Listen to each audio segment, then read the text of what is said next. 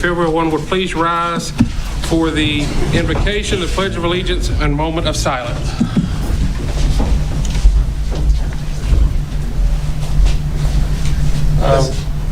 What are we doing first? Pastor John Franklin. Oh, thank you. If you'll lead us in the invocation, please. Let's go to the Lord in prayer. Father, thank you for all of your blessings. Father, thank you for a beautiful congregation tonight of everyone that is here. I ask your blessing upon each and every soul gathered here. Thank you, Father, for the privilege to come together to discuss the business of the county, to be with each other in fellowship, Father, and to know that we are your people. Again, Father, we just thank you and praise you, and we lift all of our prayers and thanksgiving up to you in the name of our Lord and Savior, Jesus Christ. In his name I pray, and all of God's people said. Amen. Pledge of Allegiance. I pledge allegiance to the flag of the United States of America and to the republic for which it stands, one nation, under God, indivisible, with liberty and justice for all. And a moment of silence for all U.S. military serving here and abroad, and to all public safety.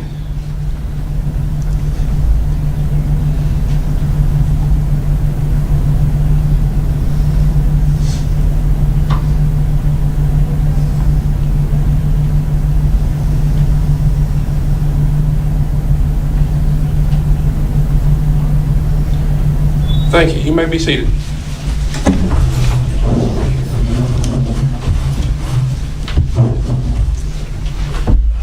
Welcome to the Patrick County Board of Supervisors meeting, where our local governing body convenes monthly or bi-monthly to address community matters that are under the purview of the board. We uphold civility as a cornerstone of our proceedings and expect all attendees to conduct themselves accordingly. There is always opportunity for public engagement, including scheduled public comment and additional public hearings for specific agenda items. We encourage active participation from our residents. In addition to these meetings, your supervisor representative is readily available for communication by email and or phone outside of the formal session. Please be advised that outbursts or disruptive behavior will not be tolerated. We aim to maintain a respectful and productive environment for all attendees. Thank you for your cooperation and involvement in shaping the future of our community. With that, we'll get started with our regular session. Can I have a motion to approve the agenda? Make the motion. Can we make an amendment to the agenda just to move old business up before new business? Anyone would like to make the motion to move the old business in front of new business? I'll make a motion to move old business in front of new business. Okay, we have a motion. Is there a second? Second. Okay, Mr. Overby. Aye. Mr. Perry. Aye. Mr. Marshall. Aye. Mr. Kendrick. Aye. And I vote aye as well. So old business will now be in front of new business. Any other changes? If not, I believe Mr. Marshall had made the motion to approve the agenda. Is there a second for that? Second. Okay. With that, any discussion? If not, Mr. Overby? Aye. Mr. Perry? Aye. Mr. Marshall? Aye. Mr. Kendrick? And I vote aye as well. Thank you. So with that, we have Mr. Rodney Gray, Chief Operating Officer of Zitel, for a BEAD grant letter of support.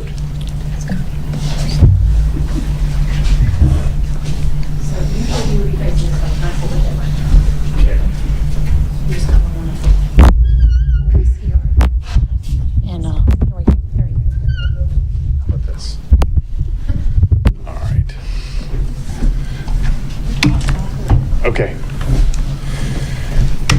Good evening, Mr. Chairman, gentlemen of the board. Thank you for having me here tonight. I wanted to come and introduce myself to you guys tonight and the company that I represent. Zitel is a fiber optic to the home internet service provider. We're locally owned and operated. We are headquartered in Bedford County, Virginia, with fiber optic plant in Bedford County, Franklin County, and we've started a project in Carroll County. So Zitel is a different type of internet service provider. We were started from the roots of being an IT company, not in the roots of being a telecommunications or a old mob bell telephone company. We were all born and raised in Bedford County, and the way this company started was in 2017. My business partner and the president and CEO of our company built a new house in Bedford County, and one of the national providers wanted $50,000 to pull cable TV down his driveway. We had a good chuckle on his behalf, talking about he would be working from home. I mean, he would be working in the office every day while the rest of us got to work from home every once in a while. But then we thought about it and figured, you know what, we could probably, for $50,000 of what they wanted to pull cable TV down his gravel road, we could become a micro ISP and service his entire neighborhood. So we did that, and that's how this company started. We do things a little different than the large scale. When we started this company, we decided we wanted to do things a little differently than what our national companies that we had normally been involved with had done things. We partner with our local counties for grants. We provide free internet support for all fire and EMS stations, all volunteer organizations in the county. We provide use of dark fiber to all county infrastructure buildings that are along the route.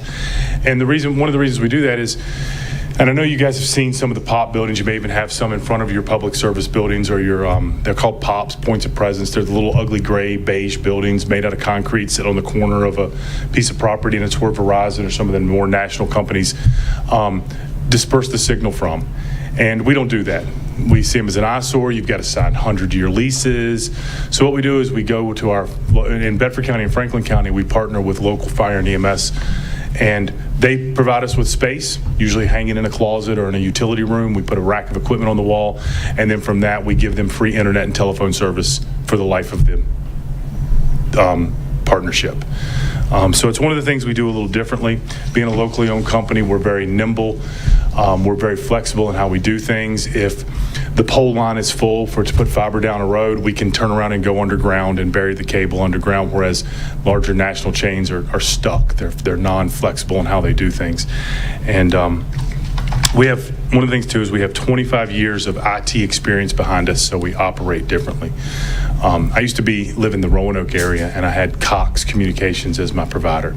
And I know some of you can probably attest to this. Every 2 years or every year, my rate the cost for cable TV and internet would double. And you'd have to call them and say, why did it go up? Oh, well, you were in a promotional plan that was only for new customers. Now you're out of that promotion. And we don't have any promotions for you. You have promotions for only new customers, no existing customers. So you'd have to threaten to leave to the non-existent competitor that was not around our area. And they send you to like customer retention, take you 2 months, finally get the bill lowered a little bit. So we decided not to do that when we started this company. We charge the same price to every person, month-to-month customer, no long-term contracts. If you get service from us, we're going to keep you here because our customer service is the people that answer the phone in Manita, in Bedford County, at our customer service location, not overseas or in some call center. The reason, let's see, go ahead. This slide, and I don't know if you guys have a handout. Do they have a handout of this? So this slide, and you guys, I can email it to you or you can email me. This shows our current footprint of what we've grown from in 2017. We have well over 875 miles of fiber in the ground since 2017. We have approximately over 15,000 passings that we can provide service to. And we currently, this number's old because we just broke 3,000 subscribers on our fiber optic. I think we're up to like 3,200. We're growing by about 50 new subscribers per week in Bedford and Franklin County. Approximately 1,600 of those that we have now, maybe a little more, are VODI funded. VODI is the Virginia Telecommunications Initiative grant from the state of Virginia and the Department of Housing and Community Development. Zitel alone in private funding has invested almost $12 million into Bedford County. Some of the other things we did, there's an abandoned elementary school. 13 years ago, Bedford County closed down and consolidated 2 elementary schools just last year, and we're closing on it next week. We bought one of the abandoned elementary schools to turn into a corporate office and data research center, and we're going to invest over $1 million into the renovation of that building in Bedford County. To explain to our deployment process a little bit, we do things differently.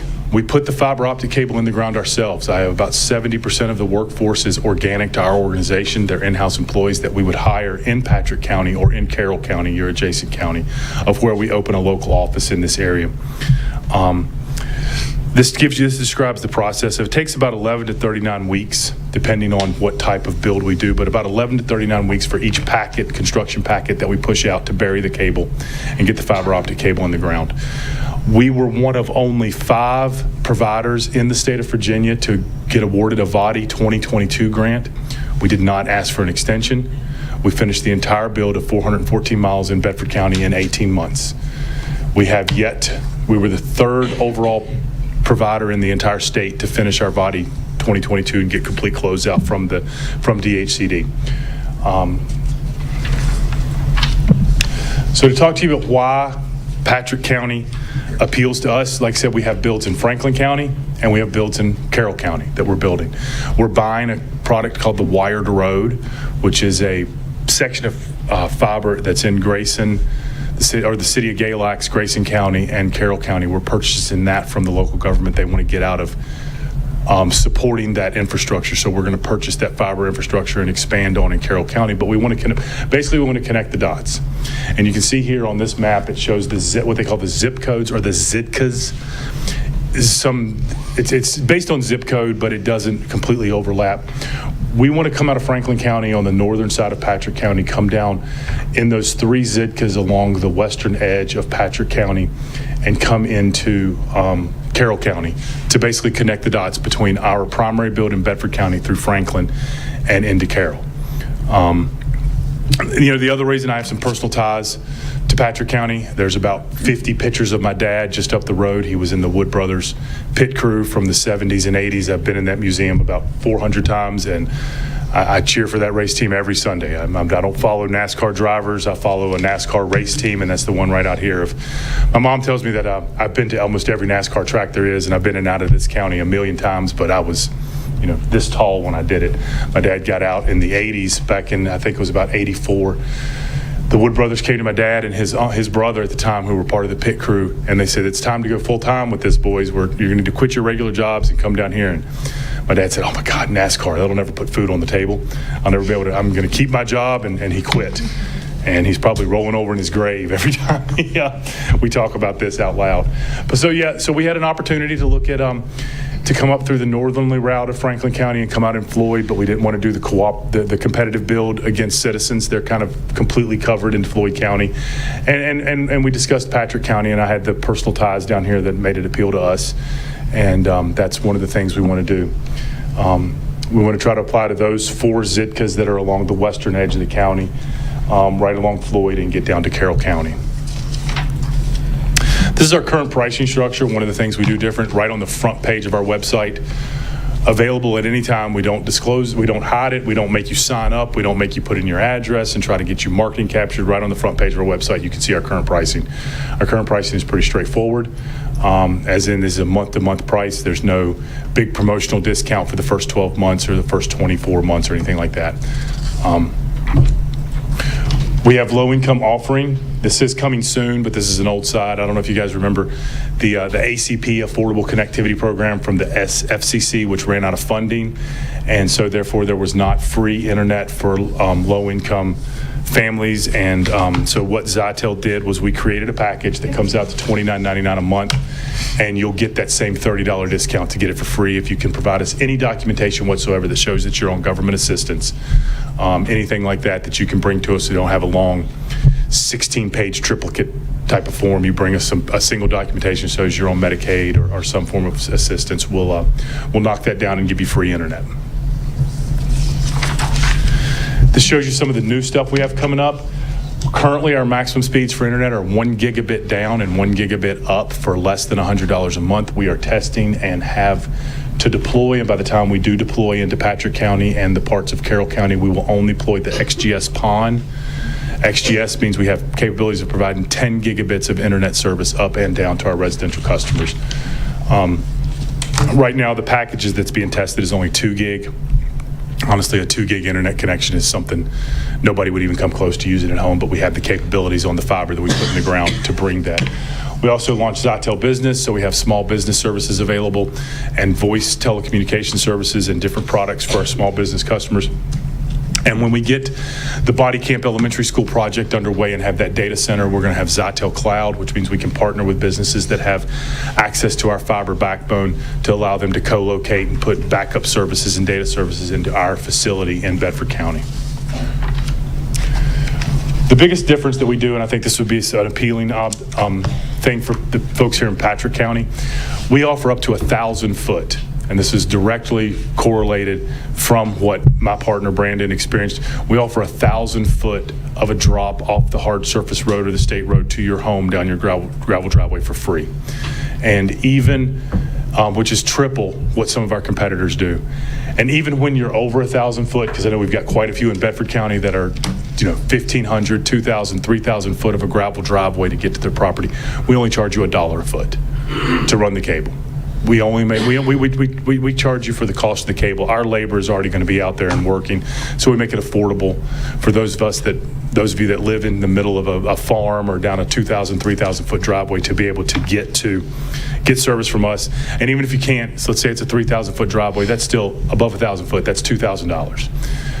$2,000, not everybody has $2,000 to drop at the time of installation. So then we will work with you to go on to a contracted plan for 24, 36, 48 months, and then we'll take that $2,000, give you a 25% discount off of it, contract with us, and we'll divide it by 24, 36, add 10, 15 bucks a month to your internet service. So everybody, for no cost upfront, can get internet services brought into their house. And that's all I have. I hope we can look forward to your support for the BEAD support letter. Those applications are due on Saturday, March 1st by midnight. We have the project built for Patrick County. We're supposed to come down, I don't know, 3 weeks ago, Amy, what it was, something like that, 2 weeks ago. And the snows, the power outages, and the massive disruption we had up in Bedford County where I wasn't able to make it down here. So I appreciate your having me in here tonight and hearing from me, and I'd be glad to answer any questions you guys have right now. Okay, thank you. Any questions? If not, are you running new fiber, and is it going to be along with what's, so we've had several proposals of several, and I'm all about the more the merrier. I agree. love competition. I know some of what we have now isn't the best, and competition would drive them out of business. Looking forward to some of that, but at any rate, so would you run along the side of their fiber? Would you, how does? Yes, so Okay. we are a CLEC, and a CLEC, you have ILECs and CLECs, and those are old mob belt terminology. Incumbent, competitive local carrier exchange, incumbent, it means you're the telephone company, and we have a competitive, we're a CLEC, so it authorizes us to have a streamlined permitting process with VDOT, so that, and we have a really good relationship with VDOT, and we bury about 70 or 80% of our fiber. We learned our lesson in the very early stage of this company. We built an aerial deployment in the area of Boonesboro, Virginia, which is just outside of, it's in Bedford County, but just outside of Lynchburg. And we did a lot of stuff on the AEP poles and got all the stuff. It was easy, quick deployment. And then the mid-Atlantic ice storms hit. And we realized, we don't want to do that anymore. So 70 or 80% of our deployment is built in ground, underground buried. We use a trenchless method to bury cable. It's a big, I know you guys have seen them, they're big vibratory plows. They're quad track tractors. They got a big knife hanging off the end of them. They jab that blade down in the ground 3 feet and bury the cable so the trench closes up right after. It needs a little seed and straw. But it's a trenchless method. We do use directional drilling. So if we do have to drill any, we use a directional horizontal drill that drills underneath driveways and roadways and pushes an orange pipe underneath it. And then we pull the fiber and we bury that. But yeah, we would bury our own fiber in the VDOT right-of-ways, and then there was a code, the Broadband Act of 2019 passed in by the General Assembly of 2019 that stated that it's basically that all private utility easements on private subdivisions, if you had an access right-of-way to get access for the people that were landlocked in your property, and they had any type of right-of-way communications because of the COVID stuff and everybody realizing that internet was something everybody needed, and it's a repeat of what happened in the 30s when they were trying to get power to everybody's houses, that right-of-way authorizes us to get service to any citizen, any neighbor that wants it. And we buy right-of-ways. Every once in a while we'll go up on the power line, say out if we get on 58, It's a nice, clean, wide road, not a lot of trees. The pole line looks pretty clean. We'd go up on those poles, and it would be a quicker deployment that way. But most of the time when we're in neighborhoods and the backcountry roads that normally where we build, we're burying underground along the VDOT easement. And would you run them to like current boxes that are already there, or like? Everything we put in is going to be brand new. Okay. We put our own boxes in. I'd say 75-80% of the stuff we put in are at-grade boxes. They're called handholds. They're the rectangle manhole covers that you see. We put at-grade boxes. They're kind of a grayish-greenish color, so they kind of blend in with the material. Every once in a while, we'll put pedestals in. It depends on the area we're in. If it's a wide easement, sometimes you got to go on the back side of the ditch to meet the VDOT rules so they don't get you when they're pushing snow and stuff, and we'll put a pedestal back there. But sometimes it's pedestals, but most of the time it's handholds. Thank you. Any other questions? Could you go back to the map for just 1 second? So you're talking about putting it anywhere you have a red line? No, the red lines are the Zip codes. Those are the zip code breaks. So you're talking about coming in where and where? So, may I walk? Yeah, please. So we're going to come out of Franklin County. So in the way this works is if you provide service to one address in a zip code, you have to provide service to all the addresses in the zip code. Okay. So we would come in and we would come out of Franklin County all in this area here, probably up in this area. We'd have to cover this entire zip code across the top, but then coming down through these zip codes here, 24185, 24120, and I guess 24343 is a little small one. That probably goes up into Carroll. So we may penetrate into this one. I think we've got this zip code 24053 built as well. It all depends on, I mean, you apply, it depends on who's here. We don't know who's in this area. And with the way BEAD runs, it's all based on price and it's based on cost per passing. And so if there's an existing provider in this zip code, they're going to come in way lower than us. But our objective is to get from Franklin County across here into Carroll County. So we would definitely be building through these zip codes here and maybe even one of the bigger ones down here. But the objective is we want to provide universal coverage through all parts of the county that we move into. So on our own dime and in the future, we would eventually move all across, because we're also in Pennsylvania County and in the city of Danville.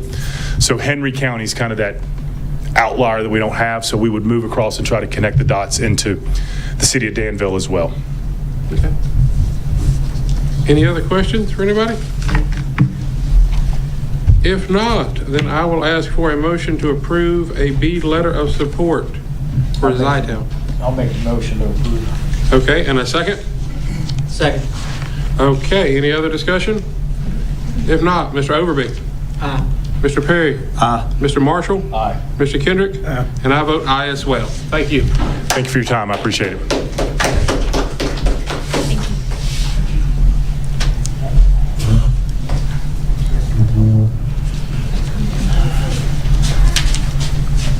I was going to say hit the 2417 one. The largest one on the map over there. Usually the largest ones already out in the company. They're going to come in so much less expensive on a price point as makes it possible to go up to Okay, Mr. Scott Wickham, Robertson Farmer Cox Associates, our audit report. All right.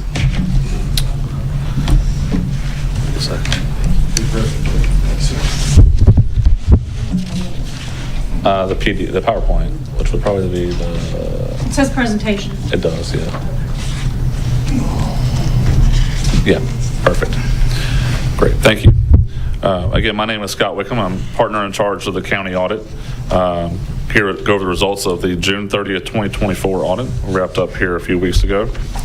I do have a handout, hopefully you have a copy there, to go over a few highlights of the overall audit process and the results.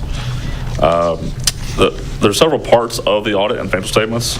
The first being the independent auditor's report.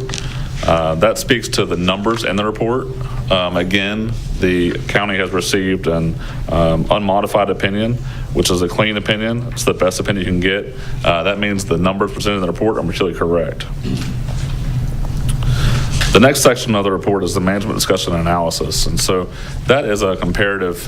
There's very few parts of a government report that have comparative data from prior year to current year.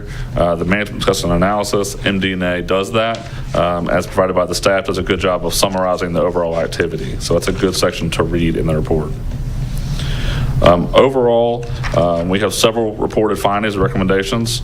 As I mentioned, the first opinion is on the numbers. The independent audit report is materially correct, unmodified, clean opinion. The second report that we issue is the gas report, and that speaks to compliance with state audit standards and compliance with the APA specifications. We did have one non-compliance finding on that report related to CSA. During our testing, CSA had a transition in staffing during the year, and we were unable to find some of the documentation requested during our test selection. It did appear that the newer records were there, but we tested across the whole year, and some of the prior personnel's filing was not there available for us to find and review and approve, make sure it was up to standard. So we did have a finding related to that. The third report that we issue is the uniform guidance, and that's the federal testing. We did have two findings there as well. The federal testing covers the social services programs, the school board programs, and the county programs. The first finding that we issued there is related to the school board and Davis-Bacon, or prevailing wage requirements. And the school board did not have documentation from the contractor that they did comply with those requirements. So we do not know if they did or did not, but during our testing we did not have support to prove they did. So there was a finding for not complying with that federal requirement. The second and third finding overall, the county ARPA reporting for the funding you all received directly. You all are required to fill out a portal online with a report. The numbers that you provided were inaccurate based on the timing of the report. In total, they were accurate, but based on the deadlines required, they were not. So technically, it is inaccurately reported, but it will be corrected. It'll correct itself essentially as you all file your final report. So I don't think it's a super significant deal because it will true up, but as of the report, it was inaccurate. So we did have to report a finding. Those are the only three reported findings, and there are no qualifications in the report. We also do issue a separate letter of management recommendations. If you don't have a copy of those are for non-material, non-compliance, or best practice type ideas. One of the more significant ones we did issue there is we still are recommending the county review and consider an integrated software to implement a software between the treasurers and the county office so that you have real-time activity of the collections on the county administration side to help the finance activity. 5-year trend information. So looking back 5 years, you can see the assets have grown about 3.5% per year over those 5 years. Liabilities have decreased about 4.5% per year. And overall total net position has grown about 20% per year. So I know several years ago I was here and talked about we were a little bit in dire situation of fund balance and really needed to grow and make sure that you have a balanced budget and all those things. And so to see those amounts grow is really encouraging. So you've done a good job of having positive growth in your net position. So still want to maintain that balanced budget, but it's really good to see that growth. One thing I want to point out too, this government-wide 5-year trend is on the full accrual basis of accounting. So it does include all activity, long-term debt, and long-term assets. When you zoom in a little more on the general fund, this is the modified accrual basis of accounting. So it's your short-term cash plus short-term receivables less short-term payables. You can see your revenues here on this slide. Property taxes about 3.74% per year over that trend, almost 14% per year in intergovernmental funds from state and federal resources. That is significant growth that we do expect to slow down with the current trend in federal government. A lot of those funds are heavily weighted the last few years on those ARPA funds. So do want to caution as you're doing those budgets to make sure that you're prepared for some decreased funding there in state and federal government. But overall, about 10% growth in revenues per year. On the next slide, we have general fund expenditures. You can see the various categories, functions, and the growth there. Overall, about 13% per year growth in expenditures. In operating expenditures, about 12% per year in total expenditures when you count debt service. On the next page, you have a slide to compare where the revenues came from prior year to current year. And then again, on the next slide, general fund operating and debt expenditures, so where those funds are going from current year and prior year. Fairly comparable numbers there. I spoke a little bit about the improved position of the county, and this review of county reserves kind of speaks to that. I want to point out a few things here that are kind of important discussion items on this slide information. So you can see the school board operating expenditures have grown about 11% per year over that time frame. A lot of that also is grant driven. So they've had some significant ARPA and ESSER grants over that time period. So a lot of their spending increase has become of that as well. They also have received some additional 1% sales tax that you all had passed that. And so that funding comes to the county and then flows to the school board. So that is part of this increase in the transfer from the county. That amount is included in that as well. So it does show a significant increase in that transfer to the school board, but that is part of it is the additional school funding from the sales tax you all receive. And then the net position and the net worth is broken down into several categories: restricted, non-spendable, and then unassigned is what you have available to use. So across the bottom, we have unassigned fund balance, and that's essentially what you had at the end of June 30th available to you all. You can see the impressive growth from about $6 million to about $15.5 million. GFOA is a national organization, and they recommend about 2 months unassigned fund balance. Now, that comes with some caveats. That's national, so that speaks to lots of different types of entities, not taking into account your tax base here. Some localities have a different type of tax base. Some localities do twice your collections. When you do twice your collections, you probably want to have a little bit stronger because you just received a bunch of those funds in June. So that would lead to be a little bit stronger there as well.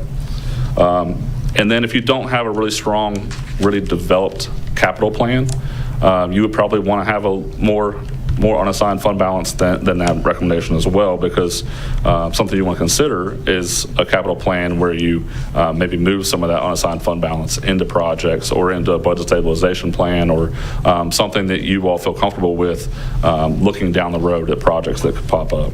So a couple of things there, but overall you can see you're above the recommendation and in much better place than you were 5 years ago. So very good to see that growth. Review of the county debt balances. You can see the decreases in debt balances, so not a lot of significant issuances. You all do have some activity with enterprise and the sheriff vehicles and things like that. But overall, otherwise, it's mostly been paying down your bonds and debt. So it's good to see the decreases there in your debt service. Across the bottom, you have debt per capita, about $3,200 as of 2024. The state averages there, and you might see the 2023 and 2024 numbers are the same. The 2024 number is not actually available yet, so that 2023 and 2024 are the same. That's the most recent data available. Once the state has the comparative report issued, that becomes available, so that's probably next month or so. But either way, well below that state number, which you should be, because that does include Northern Virginia and some higher dollar localities. The VRS net pension liability, it was included in that prior slide, and that prior slide includes all accounting debt beyond your bonded debt.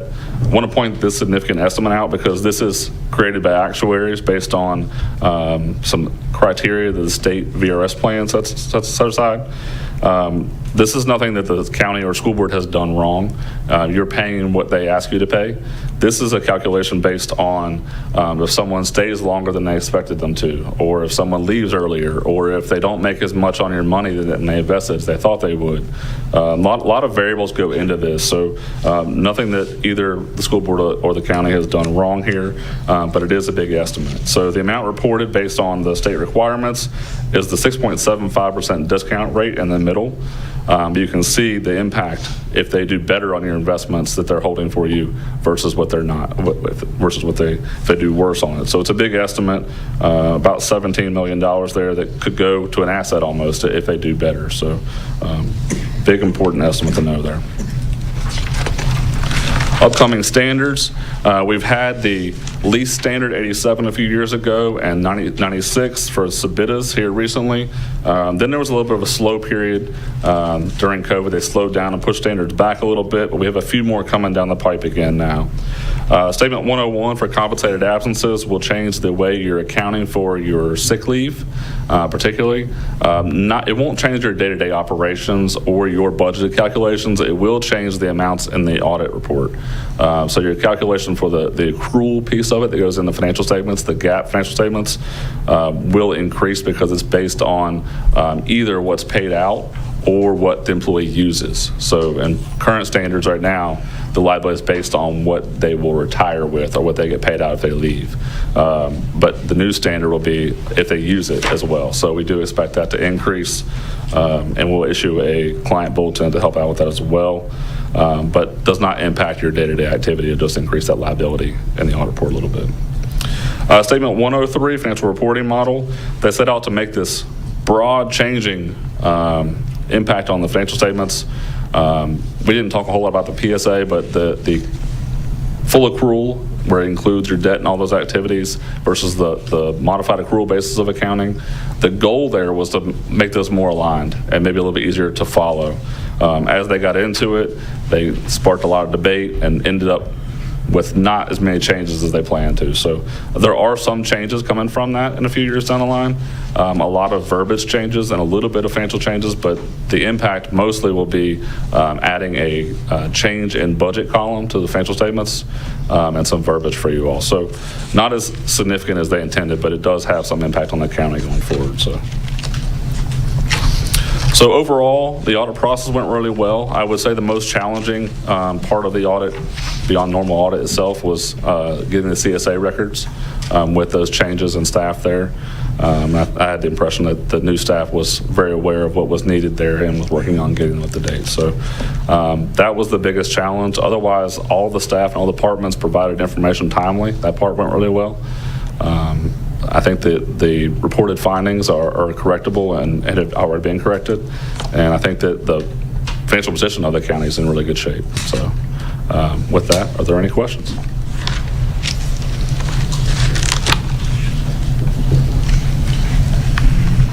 Questions? If not, thank you. Thank you. My contact's on the front of this if you have questions as you get through the report, and that's a pretty long report that we issued as well. So, thank you all.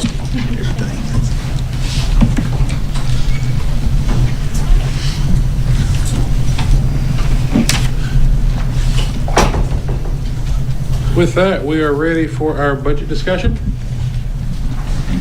We've had a little bit of time to look over the budget.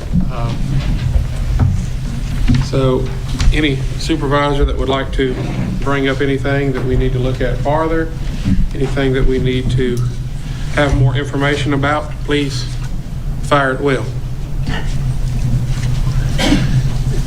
Kind of one of the questions that I had, and it may just be something I overlooked or didn't understand what I was looking at, but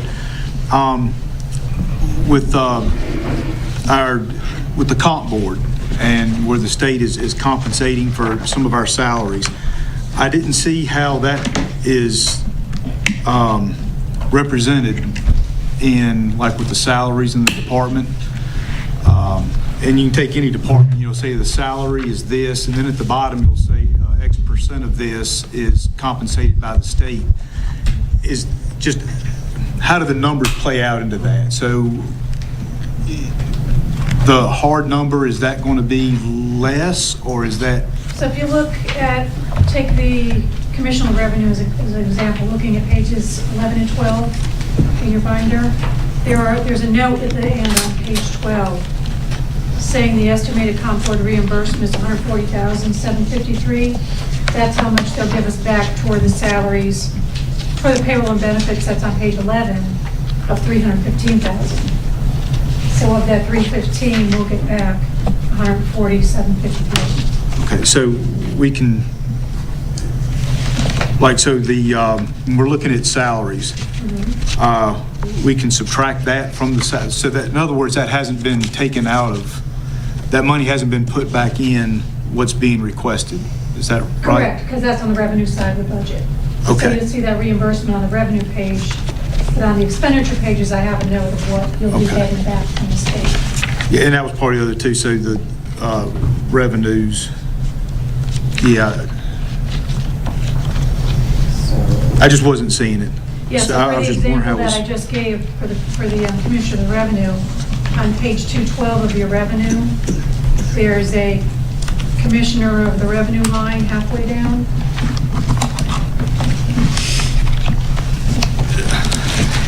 Way back there. Have to bounce all over the place for it.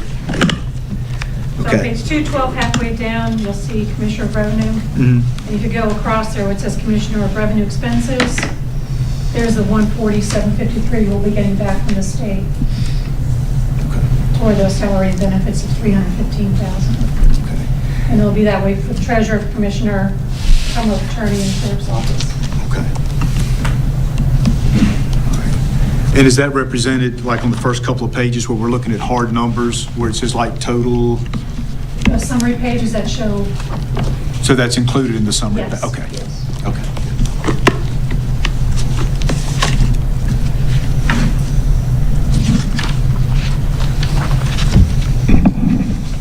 So if we state the Commissioner of Revenue, just because I still have my fingers at those 2 points, the salaries, it says a percent increase of 3%. We're receiving, on, you said, page 212, the Commissioner of Revenue expenses is 2.4 increase from the state. So really, it's only a net increase of the county of 0.6%. Is that right, or am I looking at that totally wrong? Say that again. Okay, on page 11, pull up salaries at 3.0%. And then I flip to page 212, and I look up Commissioner Revenue Expenses. You said that's our reimbursement coming back from the state, basically, is at 2.4%. So really, we're not spending more than 0.6% more from county funds?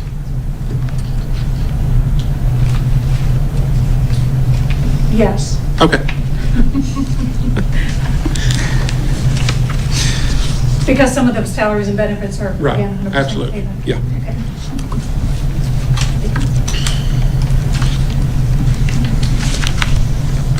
Like I said, y'all feel free to ask away. I'm waiting on Eli. If I do, I'm just gonna walk out, I think it'll be bad. I'm waiting on Elon Musk. I think he's gonna show up.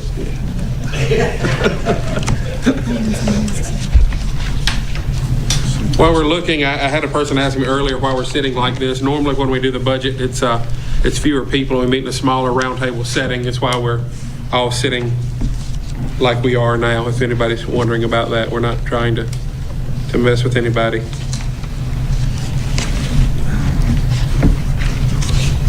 We do more than change seats.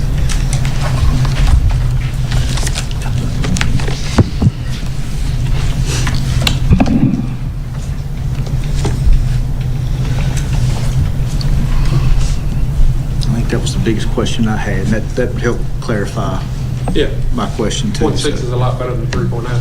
Right, right. And kind of similar with the DMV, and without looking at specific numbers, it was like, I think the DMV was requesting something like 114, but the revenue was like 107. So basically, they were asking for 7,000 from the county. Is that? Yeah, And that's a very brief nutshell too. Right, and that's a little different because it's based on the dealer work and the amount of work that the DMV does. So Right. It really has, Yeah, it's kind of tiered. The more work they bring in, then the more reimbursement we get. So they're almost paying for themselves. They usually, I mean, I think they usually do. Great. Ain't the revenues dropped on the DMV though? it has. We've had some staff change, as y'all know, we've had some staff changes, and so just because we didn't have that consistency, we lost a little bit of the dealer work, but it's coming back in now that staff is getting trained up. Yeah, I That's what a thought, lot of people see. That we have the window, of course, but a lot of the work is mailed in that the two workers there do. So it's just a lot of work for two people. And like I said, while they were getting trained up, lost a little bit, but we're getting it back. Well, they still doing those dealers, well, they was doing all the dealers down in Carolina and all that stuff? Yeah. I can't figure this book out, to be honest with you. Last year I could figure it, but this one I got lost. Is this deficit on that page 4, what is actually the deficit in this book? $2.4 million?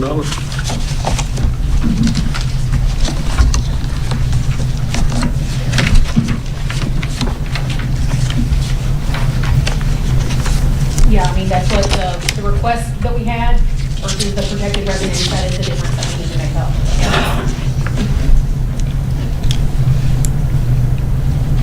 I can't figure the book. I've got my old book with me from last year, but like these salaries, they were broke down. There's how many? Yeah, so last year there was some feedback that, everything kind of ran together. So that's why this year we divided it into categories. So, y'all can look at operating expenses versus payroll expenses.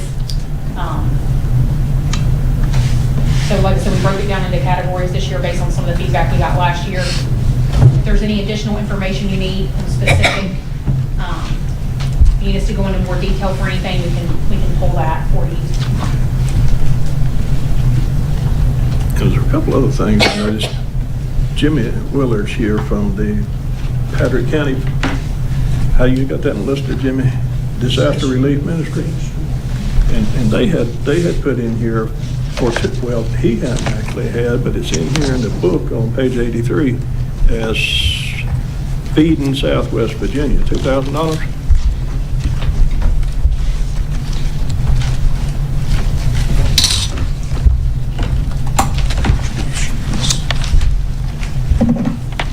Assuming that's what the request, sorry, I haven't found that yet.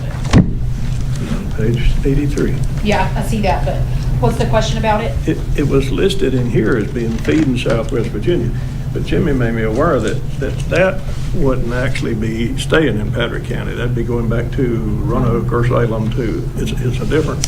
His is the Disaster Relief Food Ministry in Patrick County, and they didn't actually apply for anything. But this 2,000 here won't be anything in Patrick County. It goes back to Salem. And I think, didn't you tell me, Jimmy, that they don't actually give anybody anything? They just sell stuff at a reduced price. Yeah, they have a truck that needs to be overloaded and filled, and they sell reduced items out of that truck. And we got the food boxes there, going to feed twice a month. The Feed Southwest Virginia is a big, huge food bank in the state. They supply 300 some food pantries like that in Patrick County food pantries. So the money's actually will be going to them guys. Yeah, that don't need to go. It's not for $2,000, but that don't need to go out of the county. And we just presented the contribution request as we received them. But that's one that's $2,000 we saved out of $2.4 million. So is that one that the board collectively wants us to look at for moving? Got some more papers here from Jimmy. Is that a feeling of the I'd board? rather see the money stay at our food bank, the Patrick County Food Bank. My question is, who requested that? I don't know. The contact is Rachel Garnett. Is that a local person? I don't reckon. So Feeding Southwest Virginia, like you said, out of their offices out of St. Yeah. They come down to Patrick County on my invitation. They kind of travel from here to Abington and back. And what they'll do is they set up a mobile food market, and they actually sell their items to the citizens in Patrick County. It doesn't give a different price, it is a lot of help. Yeah, but still, We're sitting there giving out 1,600 boxes a month. and not getting anything. They got a bigger rate roll than I do.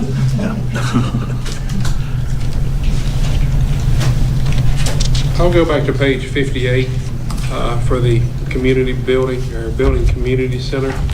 I know Patrick and Henry uses that a lot. Are they contributing anything towards that $33,510 of maintenance and upkeep? Sorry, what page are you on again? 58. 58.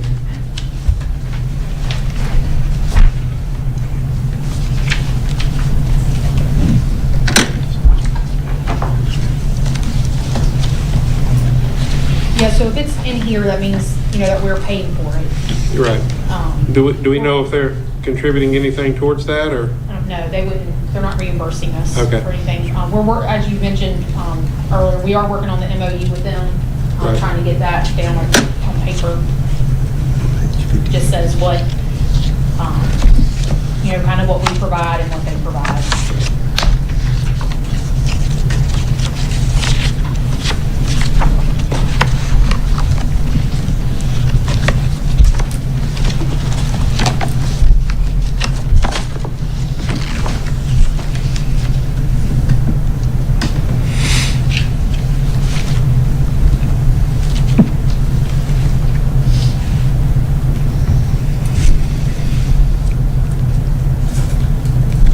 Can you explain a little bit about how the telephone charges are listed in here? Because we have some that are listed as cell phones that look like new expenses, and then landlines, some of them have been reduced. Are we splitting those out? We are now, yes. Keeping, I didn't, Some employees who have needed cell phones in the past were using their personal phones. For the position that they have, we've added a couple of cell phones this year. I don't know exactly which ones were different from last year or this year, but, they're conducting county business. And we're using their personal phones to, on a regular basis. Is there a way that we can get a roll-up to see across the county what we're paying in total for cell phone expenses, landline expenses? I know some things are just allocated across the board, like the internet domain hosting. Can we get a roll-up for the entire amount so that we can see what the total is? sure, for the cell phones and landline, the internet domain hosting is the cost of the email accounts we have to pay the provider every month. It's Okay. not internet service. Okay, So the only internet we have is rolled into that landline. okay. So the internet does fall into landline Yes. services? well, like on page 7, county administration, you got cell phones change $1,400, and then landlines in parentheses, which I guess is taken away $1,400. Does that mean they're doing away with what?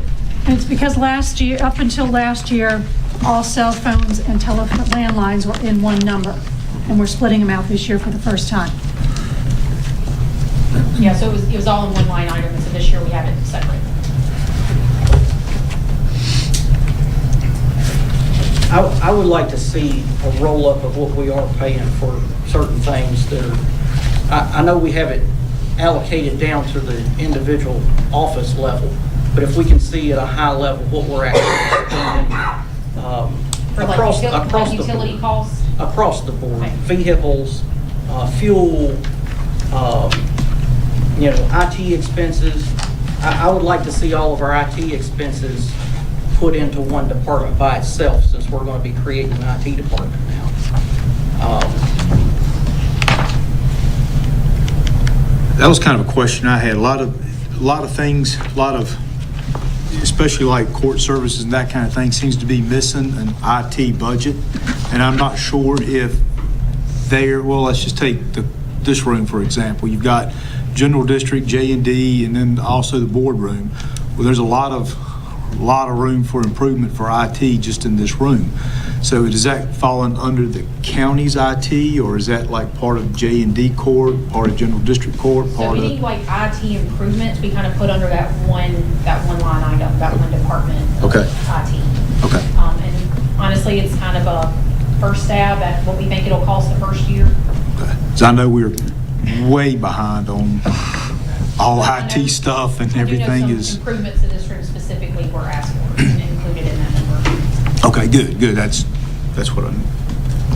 I remember seeing that somewhere, but I can't remember which page, but it was on $200,000, is that the one? Yes. IT. Okay. So that'll be what I was thinking when I first seen it, you know, the IT man we got now recommended we get an IT person of our own. But that won't be just the salary, that'll be, Their salary plus some operating expenses, Okay. upgrades. okay.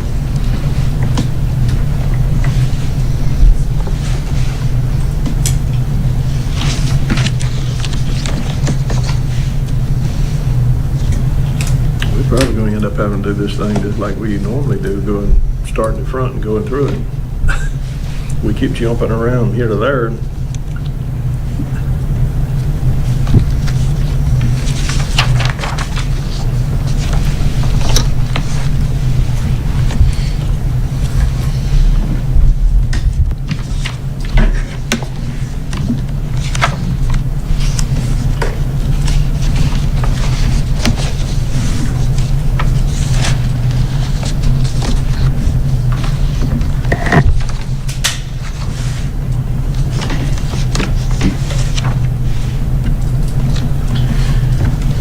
Did you ever look into anything on the health insurance?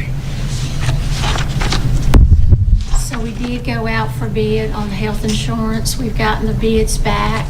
Sam Irby is going to be here on the 10th to present what we found from the RFPs that were issued. Well, I hate to say it, but what I asked you to do last year was try to get 3 different And I people did besides that. Sam Irby. I did that. Did you get And them? from what I found was that the insurance carrier said, excuse me, it did not matter which broker we chose. They would still quote the same amount based on our claim history and how many people we had on the plan. It had nothing to do with the broker fees. We did, how many responses did we get this year? 5. Yeah, we did get 5 responses this year. Well, I wasn't saying anything against the health insurance, you know, I explained before, but I know with my business, been on a lot smaller scale, but I had insurance with Erie, and I had it up in Patrick County. Same insurance, same vehicles, everything. And I went just checking around, and I found another broker the other side of Danville that cut it half with the same insurance. So that's, you know, the brokers have got a whole lot to do with it. But if you can't find another one to do it, or the insurance company won't represent another one, ain't much you can do. I'm not saying we can't find another broker to do it. I'm just saying the insurance carriers say it doesn't matter which broker we choose. They're going to pay the same fees regardless to that broker. Okay. And the cost that's in the budget now is what we're currently paying for insurance, so it may change depending on what the bids are that came back. If you don't mind jumping to page 83.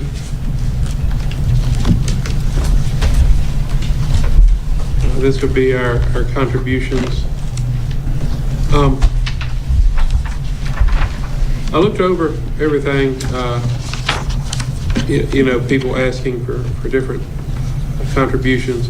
I didn't quite understand the local health department and how we're supposed to give them an additional $20,000 this year. What is that based off of? Is that a percentage of something, or is that just a? That's given to us as we're required to pay it to have Okay. the health department here. We So don't that's a have to required say. increase we Right. have to go with? Mhm. Okay. Although every year they do true up what we spent, what they've spent and what we've given them, Mhm. and we usually get a refund back. The past couple of years, it's been close to $20,000. Okay. Some of them jump way up, and maybe it's just different way they're classified, but like Park Workshop, up 183.7%. And they ask, if you look at the previous years, what we appropriated, they have over the past several years asked for that higher amount. And we've, together, the boards decided to go with level funding instead of giving them an increase. So we have not reduced any of those requests based on level funding. That's a big jump on that one. And one right below it, 256.3%. My eyes run together on me. Is that Patrick County Developmental Center? I'll have to find my ruler. Yeah, Patrick County Developmental Center. What was the big jump on that one? So so we just, Which I know We just the put in request- percentage. We just put in the request as they requested them. Okay. Well, the percentage makes it look bigger than what it actually is. It actually ain't but $25,000, but it's a 256% increase. It's $25,000 more than last year. That's right. Same thing with Patrick and Henry. Last year, we went with 10,000 and they're requesting 17,322. My belief is the in-kind contribution of $1 million building should make up for the $17,322. Yeah, and that's what they've requested, they've requested over that 10,000, yeah. They've requested over that 10,000, for the last few years at least, maybe longer. Yeah. And then the board has reduced it to that 10,000.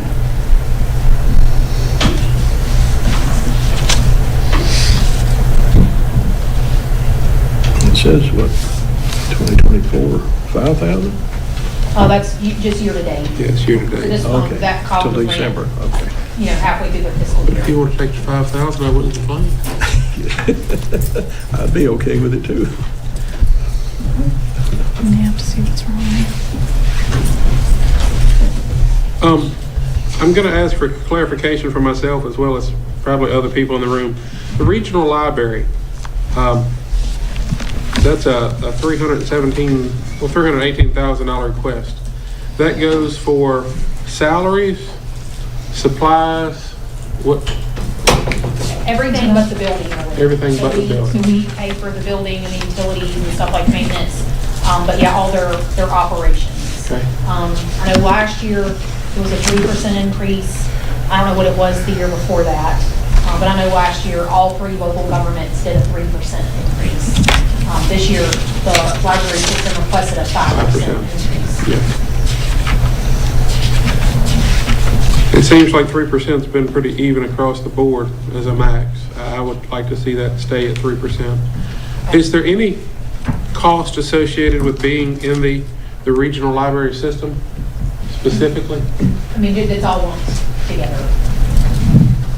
So that, that one ask they make every year covers.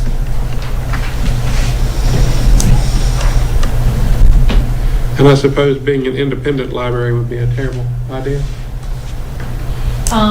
We own our building unlike some of the other libraries in the system. Yeah, We used to have a library too.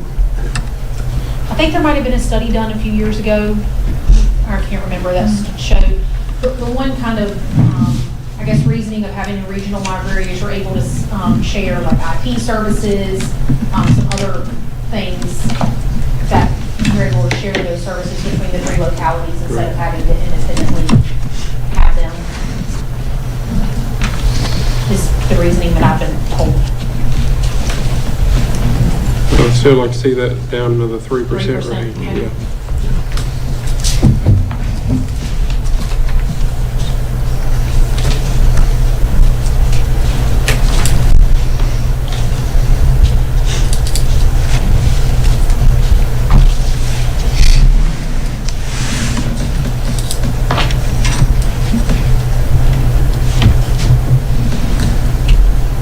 What's our obligation for Rotary Field? So like looking at page 65, you got the maintenance.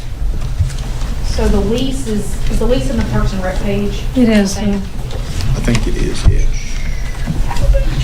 And that's through 27. And then we've got a separate maintenance on Rotary Field. Yeah, so that's what, in the lease, it stated that we pay them- Responsible for all these things? Yes.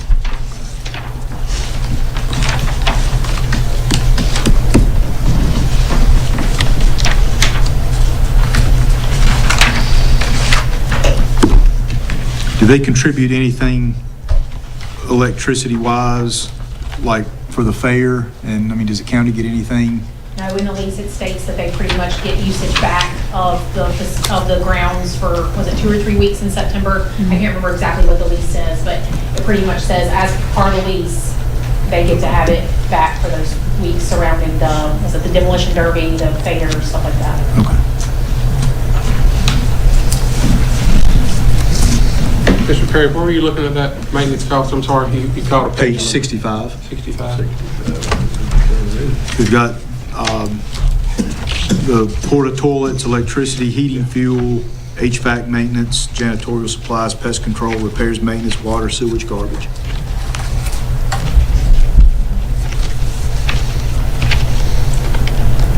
For the Patrick County Education Foundation contribution, $110,000. I didn't see a justification for that. Is that to fund the Patrick Promise, or? Yeah, so that's the Patrick Promise, and that was a board request. So if we go back to what Mr. Perry was just talking about, to use Rotary Field for 50 weeks out of the year, we're spending $49,870. Is that correct? Yeah, I just say 50.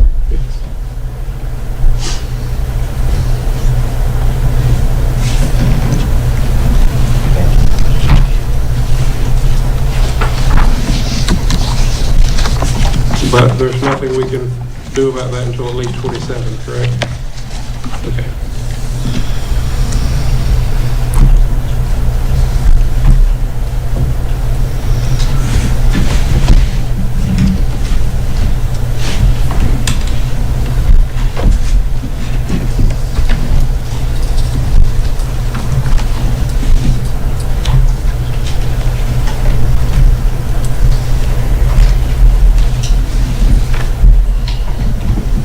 So I'm sorry, did we finally decide on page 83 to take Feeding Southwest Virginia out? Is that the final decision? That's what I have written. Okay, just want to make sure. And reduce library funding to just a 3% increase. Okay.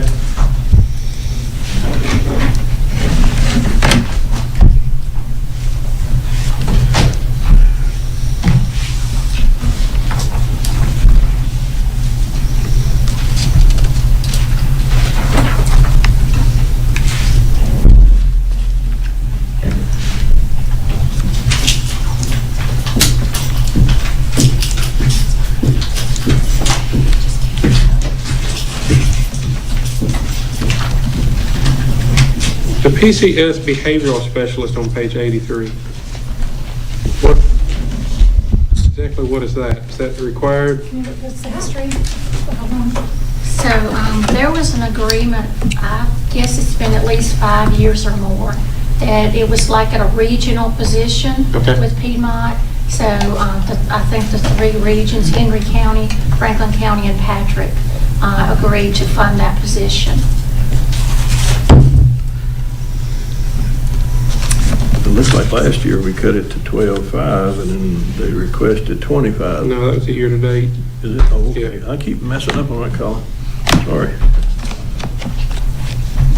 25,020. And the legal aid on page 83, that's a new request, it looks like. I think we've had them in the past. Say it again? So Virginia The Legal legal Aid aid, Society. Virginia Legal Aid Society.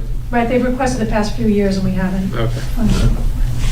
I don't think we should. Which, are there other programs that help with the lower SES status that, to help pay for that, or is that, do we know? I don't know what else. Any idea? The Virginia Legal Aid Society says they represent lower income households. Is there another group that does that? I'm not sure, but it's probably a Commonwealth of Texas question, Yeah, okay, but I'm not 100% sure. okay. A lot of times, these things are all by like one entity only.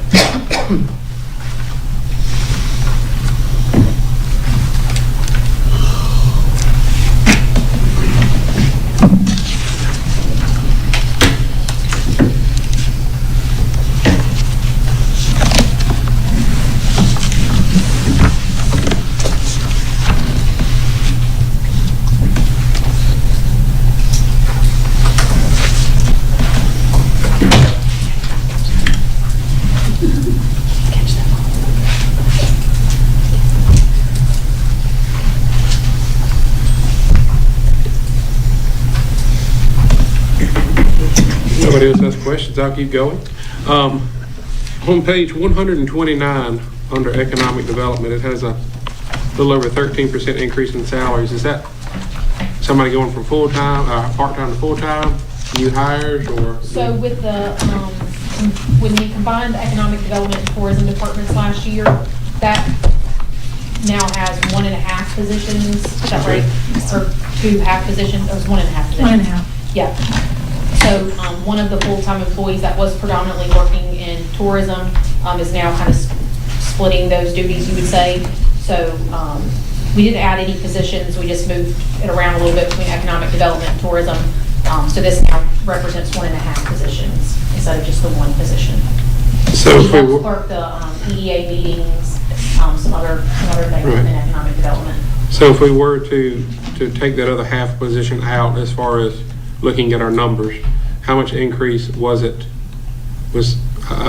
Obviously no, it's not 13. I think they're in there at the 3%. I don't even know if it was that, because Okay. it was a new, where we have a new, there was a new employee in that position. Based on what was budgeted last year and this year, I actually don't, it would just be the 3% cost of living.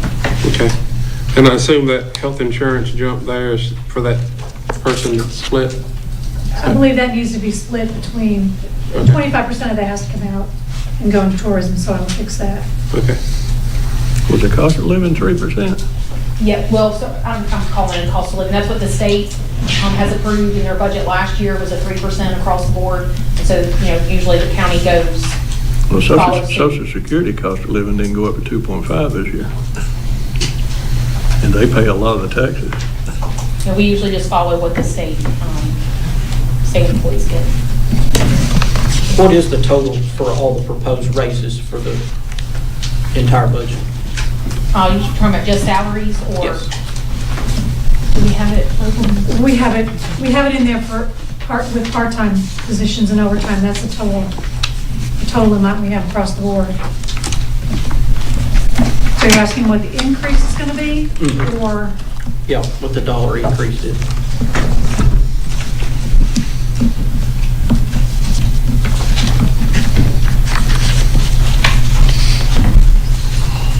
Is that the 472 number?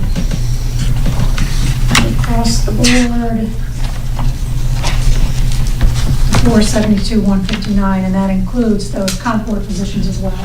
So yeah, so across the board for all of Patrick County payroll, am I saying that correct?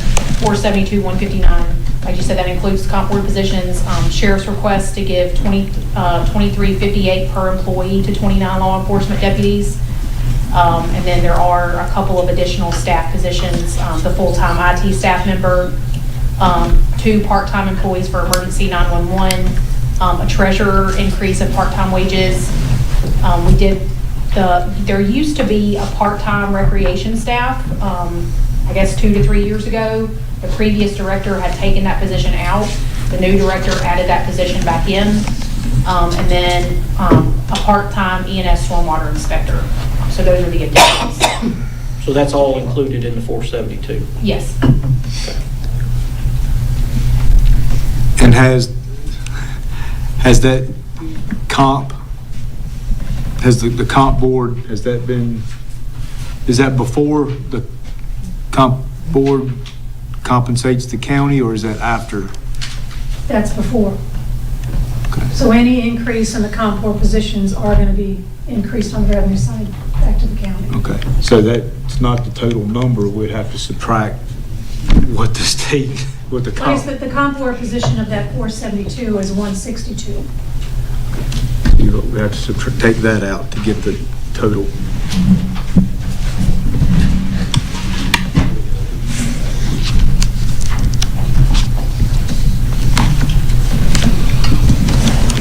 Doug, I think to help you, and it was hard for me to grasp too many years ago when I first got into this business, but the county pays the salaries. Up front. Yeah, up front, and the comp board reimburses Right. once the request is made, and then all constitutional officers have to go through basically an annual comp board audit. It's the Constitutional Officers Information Network, it's a coin system that they can come in and make sure, like we get a per diem from the state for inmates, and it's called course, and we have to be audited on that by the comp board. So it comes in on the back end. It is kind of hard concept to grasp. The comp board reimburses the county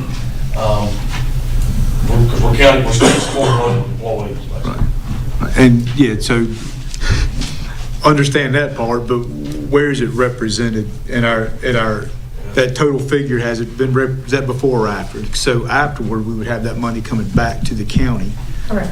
to, So yeah, the cost of the county is the 309,977. Is that right? Yes. Yeah. okay. So that would be Just the the cost of salary the, portion of it. yeah. So that'd be the cost of the county, which is after the comp board has compensated those positions.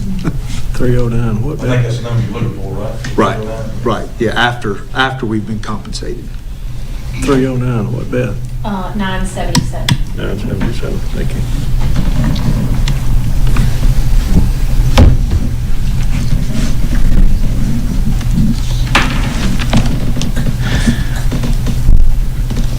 And the sheriff brought it up about the request for certain officers. Is that to compete with the state, Yeah, state? I've got, What's the state offering? What? well, I've got a handout here that I'll give each of you. So what we kind of unprecedented on what's going on right now, but the competition market, the employee market for certified law enforcement personnel. I've never seen it like this before. The state police is projecting 600 vacancies, and they are actively recruiting, and I can't blame them because they're desperate for certified law enforcement officers. They're recruiting local sheriff's officers and offering $67,109 a year plus a $5,000 signing bonus for deputies with 5 years experience or more.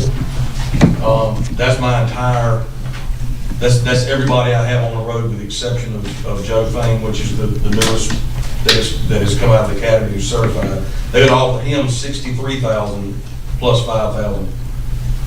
Don't have to move, you basically change uniforms, and you get to live exactly where you're living and work the area, because this area is one of the hardest hit as far as vacancies. Areas 41, 42, and 43, which are Patrick, Henry, Franklin, and Pennsylvania. Henry County being the most significantly impacted. My fear is what happened in Lunenburg happening in Patrick County.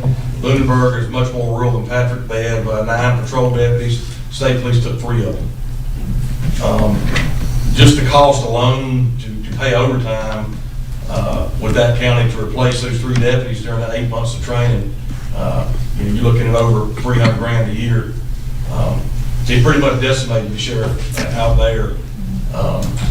And if we just lost 2 here out of our 12 that we have, you're looking at $120,000 in overtime just to replace it. It's not like, it's a little different than jail setting, because we can have uncertified jail deputies working in the jail while they're waiting to go to the academy. It's burdensome, and it's not the best practices, but it's done all the time until we can get them into the academy. You can't have an uncertified deputy working the road.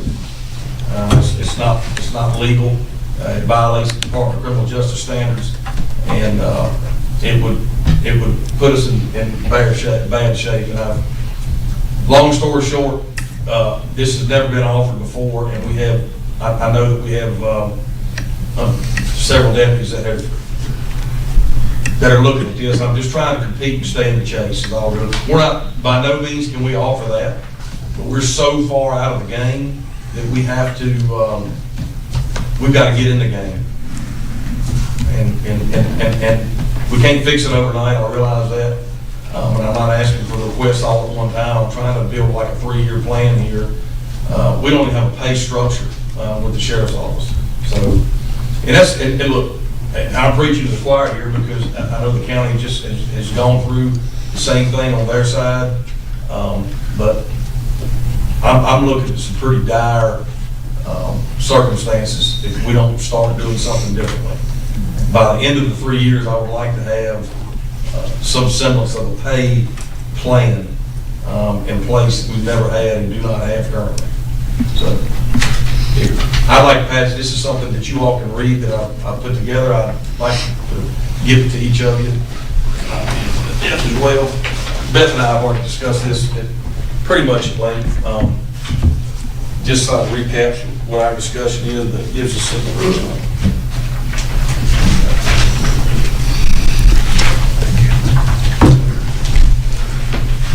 So if this is to counter what the state's offering, respectfully, I would like to request I be taken off that list. I'm towards the end of my career, and I don't foresee that the state wouldn't want me. Doug, I don't think you're one of the ones that's going to be recruited. I think you probably say no.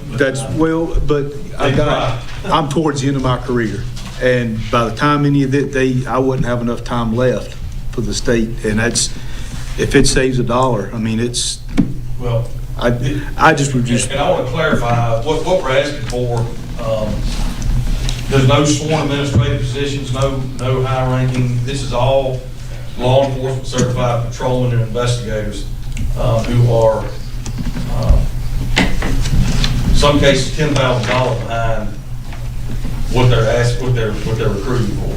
And we're not even going to get into the insurance benefits and things like that. Look, we're not trying to get what they're getting.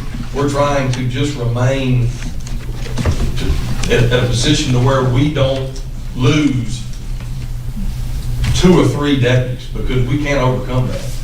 And when you just have 12 patrolmen to begin with, it's Especially for 486 square man, I was trying to, well, with the patrol list and trying to stay active with community policing.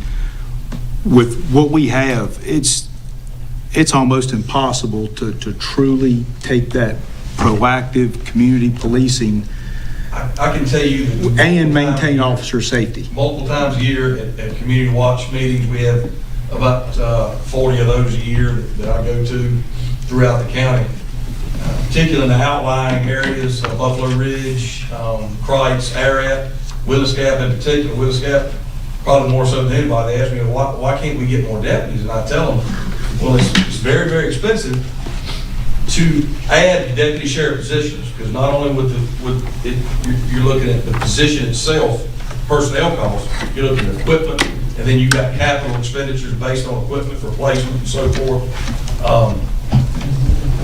But we can't retain the ones that we have, so you can't even, I don't even think about growing. I don't even think about coming in here and asking for more. I've never came in and asked for more deputy sheriff patrol positions.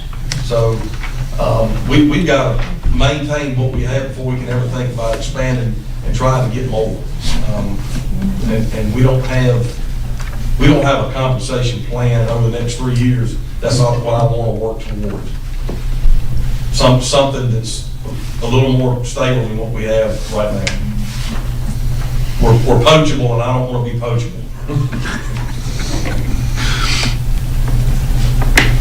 And to follow up on something else Beth had mentioned, so in fiscal 2021, we had, actually in 2015, I believe, when we started the emergency 911, the emergency dispatch, the EMD. With that, we were allotted $45,000 for extra funding to place dispatchers on duty at peak call volume. Well, in fiscal 21, 6 years later after it was implemented, fiscal 21, that $45,000 was reduced to $22,500. So basically, I'm just asking for that back, or some portion of that back. I understand if you can't give it all, but some portion of that back to fund those peak hours, because it's like we funded the program and we funded it for 6 years, and then we kind of cut it in half. But we're still doing it. And the call volume is much higher now. Not only emergency calls, but non-emergency calls, just the administrative calls that come in that dispatchers have to deal with. That takes up time, a lot of time. And we're operating at $22,500 less than what we had in fiscal 21. So, and again, all of this, the requests, they're just basically, we're I don't like to use the word begging, but it's a request and it's a need, and any consideration would be extremely appreciated. What about dispatcher training? I know their training for dispatchers, I know they've got how many systems that they have to know, and when they're entering it's like a Star Trek Enterprise back there. I get a little bit intimidated when I go back there, how much I have to keep up with, really. I mean, are they getting adequate training, getting to training? They do. Tracy is the supervisor back there, and she keeps, between Tracy and Cameron, they're able to keep with, to stay up with the training. The problem is when we lose one and have to retrain another one, it takes a long time to get it. And I know a lot of folks in the public safety community, and the deputies themselves get frustrated when we get a new dispatcher, but it takes a while to learn that job, and it's a hard job. It's kind of tough to work through. So I just tell everybody to be patient, and when people really start complaining a whole lot, I ask them to put an application in. So I wouldn't want to do it. I couldn't do it. That's hard. It's a hard job.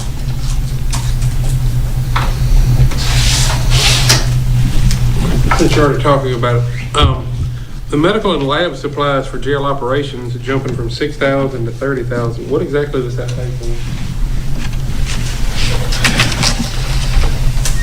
Medical in general. Because you got the medical services, I know it's through the roof. I'm looking at this next line item below it here. The medical services is actually what we pay Anthem to process all the medical claims. And the other one, the medical and lab supplies, are the McKesson bills, buying supplies to treat in-house. Under jail operations, page 43. I don't know. I don't know how to specifically answer that. I just know that. And typically in years past, we're probably already to that point when we start running out of money in medical, we start robbing other line items. Right. I know that I told, been keeping the board informed on budget amendments to help pay for kind of older medical fee that we had with one of the inmates. I'm not sure, I've not been told by my delegate or senator how that is fared. I'm cautiously optimistic, but then again, I think that may be too much of a positive term. We've requested $300,000 through the General Assembly to be reimbursed by the county based on Oscar Vidrio's medical bills. He's the immigrant, illegal immigrant that hit Lauren Worley, and we incurred several $100,000 in medical bills because of his injuries. Obviously, it being housed in our jail, we were hopeful to use that money. If we get that money appropriated to us, obviously to be put back into the general fund, because we've had to cover those bills. I don't think that, I know in my budget request, I had put in there to be discussed on the medical end of it. I'm not sure if we have determined, what did we finally put in there? 290, I believe. 290, I believe. 290, okay. That's kind of a moving target, it is every year. We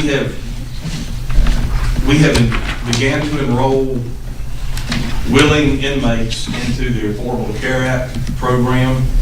Previous to this year, we were told that it was not available to inmates.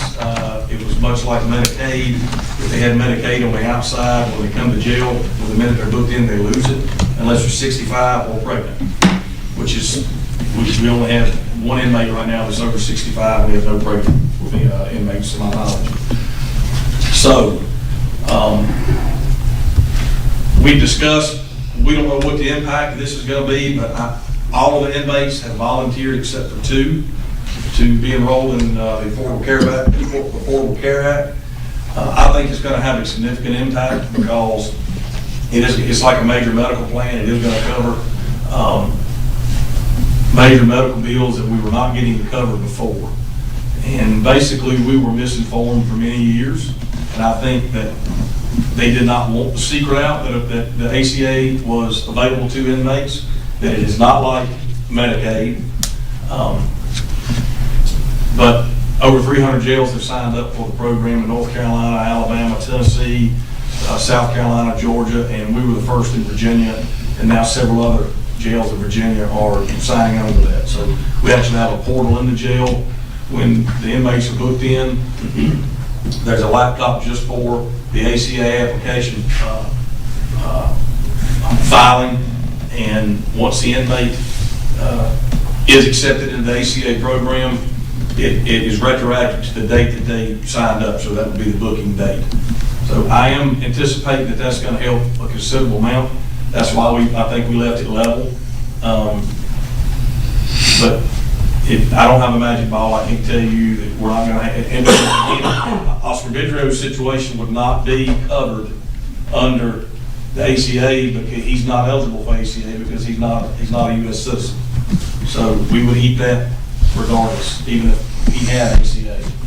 But I think it would help us a significant amount on 95% of our inmates. So That doesn't cost us anything, right? no, it doesn't cost us anything. And that was the catch when I first asked the salesman when he came. I said, "What's our cost?" And he said, "Nothing." I said, well, "What's the catch? What's the gimmick?" Because I'm very weary of these salesmen after you get bombarded with them for years and years and years and trying to sell your product. You know, you just get kind of callous. They get paid based on an application fee from the federal government. So if they come in and they, you know, we have an average of about 80, 85 inmates. He gets a fee for each inmate, and then if we average book it in probably 2 or 3 a week. That's how they get paid, and then it I know he just traveled to Chesterfield, which has 600 inmates. And I anticipate he's going to be fully signed up, 95% of those as well. So that's how they make their money.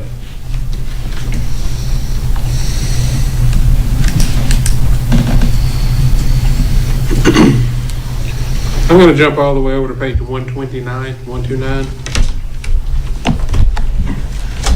And under the economic development, the contributions, in 23 we had 55,000. Apparently we had no actual in 24. 25 we appropriated 100. As of now, we haven't awarded any of that. They're asking for another 100,000. What does that go towards exactly? So that's to pay for the incentives. So we have 3 companies that we we did incentives with over the last 4 or 5 years, I guess. And so that's kind of a placeholder. I think this is the 3rd year we put 100,000 in that line item. FY26 will be the 3rd year. Yeah, so this will be the 3rd year. We committed, when these businesses expand, we match state grants, and so that's what that's for. And we're putting that $100,000 into contingency to pay that out once. So once they meet their performance metrics, either they've made the capital investment, they've bought Virginia grown products, or they've employed so many people, then that triggers them getting that incentive. So they are back probably 2015, 2016, Virginia went to post-performance incentives. So once they meet all those metrics, then they get paid out. And all 3 companies, of course, incentive package is different. But that's what that's for. On that same page, Beth, at 129 and 131, why did the salaries go up in EDA and down in tourism? So that's what we took that one position and we split it between economic development and tourism, because an employee, instead of just working in tourism, he helps with some economic development stuff as well. That younger man? Yeah, so it's the same number of employees, we just moved them around.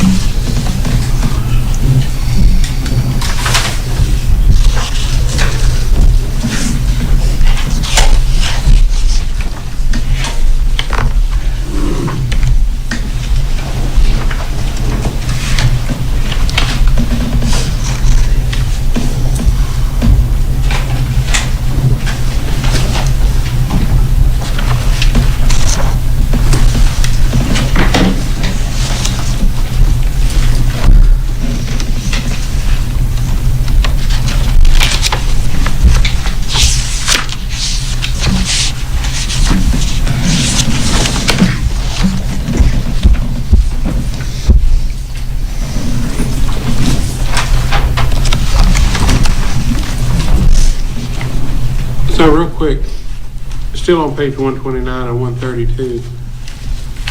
We basically, I thought we had the same person doing the economic development as well as tourism, but we have, how many cell phones in that department now? Because there's one listed under economic development and one listed under tourism as well. So does one of the assistants have one as well, or? Yeah. I would assume, is it just 2 or 3 of their employees? 2. Just 2 employees. You know, and that's a very external department. There's a lot of out-of-office work in that department, both of those departments.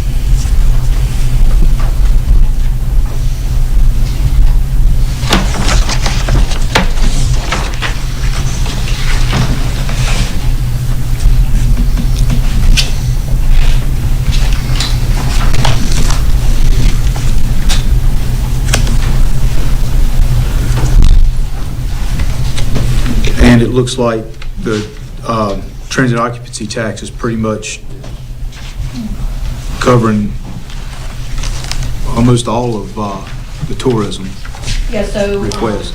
they get, so 3% or 3 cent of the 5, so 60% of the TOT goes to fund tourism. Is the salaries of tourism paid out of that too, or the Yeah. county?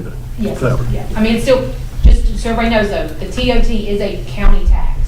Yeah. Even though it's kind of earmarked for tourism, 3 of the 5 cent is earmarked towards tourism, it is still a local tax that is allowed to be levied, you know. And if push came to shove, we could go up on the TOT to 7 cents? Yeah, I think without 7? getting without having to ask the General Assembly to go to 7 cents.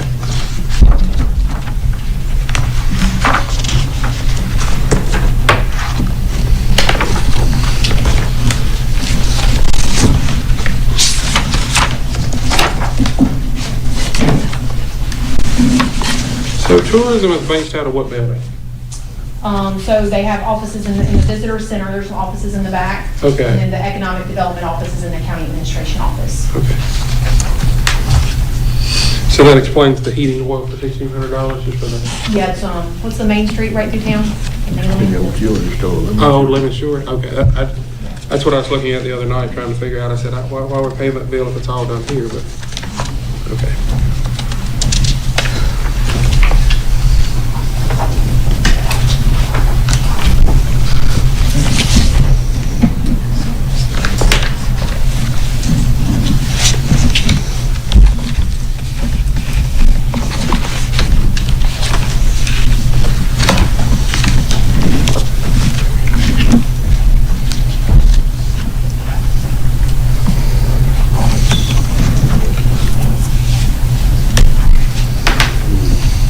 So, Ms. Jones, I'll ask you again to clarify things for me on page 134. Extension office is a 9.7% increase. How much of that is actually county funded? I know at the bottom it says 3 or 36% county funded, 1 is county funded and 1 is state funded. The county's not contributing, I hope, no more than 3% at most of an increase to that part, right? Well, we pay for one of their employees is 100% county paid. Right. But it's showing a 9% increase in salary. I'm sure, I know the state's sending down, what would that be? 64%. I just wanted to make sure that they're right there with everybody else in the roughly 3% range. That, I don't have the specifics about each of their positions. I mean, Right. I don't know if, what she gave us. Let's see.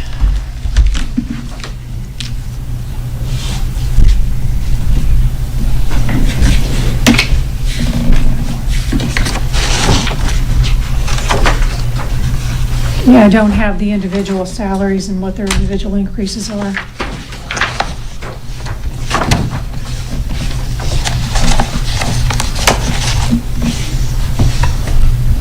I don't have last year's, but I can find that out. While we're still on that same idea, page 135 under DSS, it's showing them 7% increase. I assume state is giving them, They're in there for the 3% as well, but they also have in their comp plan up to a 3% merit increase every year. So we have to include that. okay. How do they do that? You know, the county used to have that 3% evaluation thing too, and the county stopped it. Is that the same thing? Because we couldn't keep it, we couldn't afford to keep it in the budget. Why didn't social services stop it too then? So their comp plan is approved. They have to submit a comp plan to the state. And they have one of two options. One is the merit increase, or one is, I can't remember now, but they, just kind of the way it is with social services, so they have their own kind of comp plan, and that's one of the ways they can pay their employees. But we pay the 3% or state? We pay the total, we pay either, 15% or 32% of each position. So it's if it goes up 3%, then we're just paying 3% of that 15%. Not the whole thing. Jumping over a little bit on capital improvements, at ARAD dams,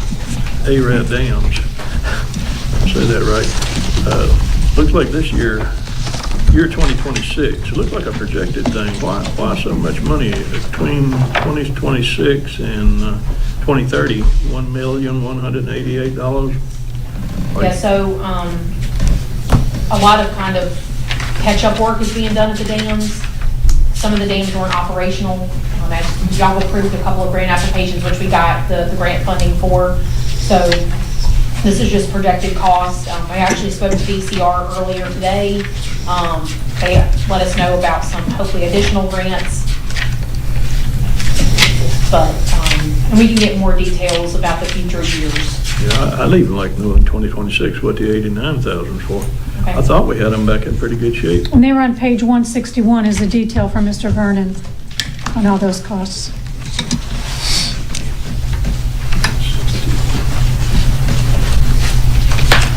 They're getting reading glasses to see that one. Mm-hmm.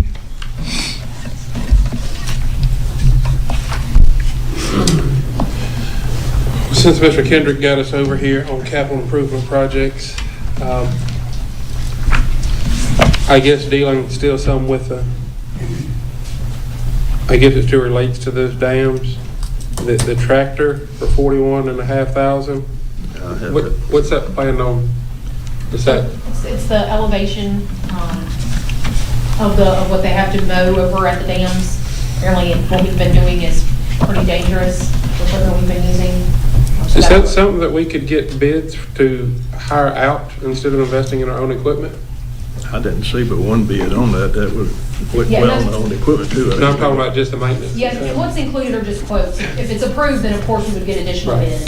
But we just have put an initial quote in here for budget purposes. Yeah, I marked that too. I thought mean, 41,000 was a little high. We could go back and ask them to get a quote from somebody to do them. I mean, they have to go out there pretty often, during mowing season.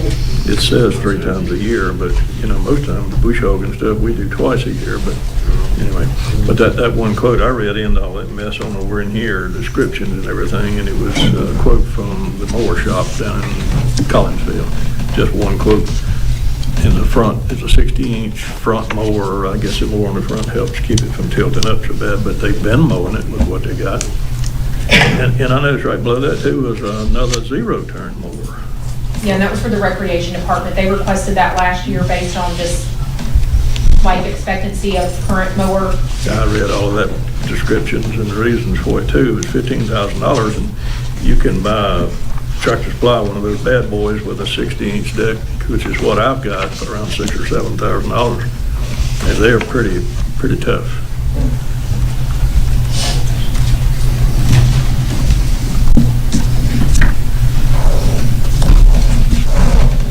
A lot of stuff on that page.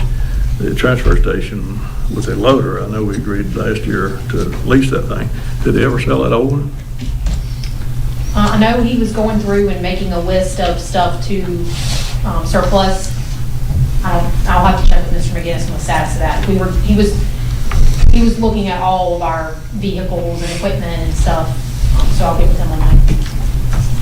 been almost a year. Well, we didn't get the new one until what, July or August? July. Yeah, July. The voting equipment for $216,000 over the next 3 years, is that what's required by national, state, or do we know? Yeah, they have to be up, is it every 10 years?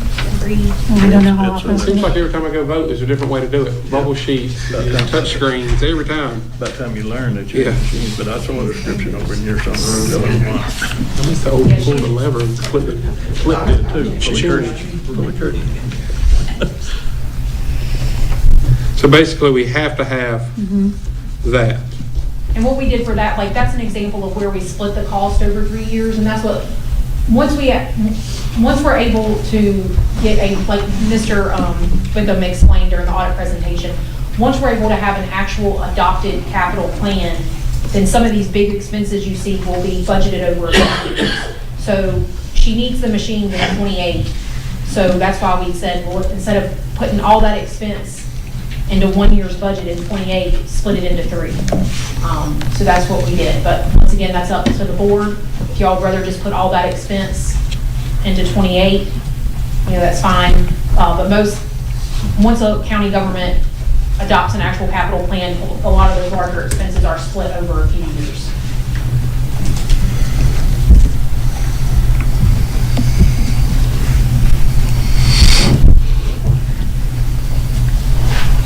The adult education building roof, is that the one where the old restaurant used to be? Where is that, where's adult ed building? It's right here, like beside Beside the mill. Virginia. Used to be the old restaurant. Yeah.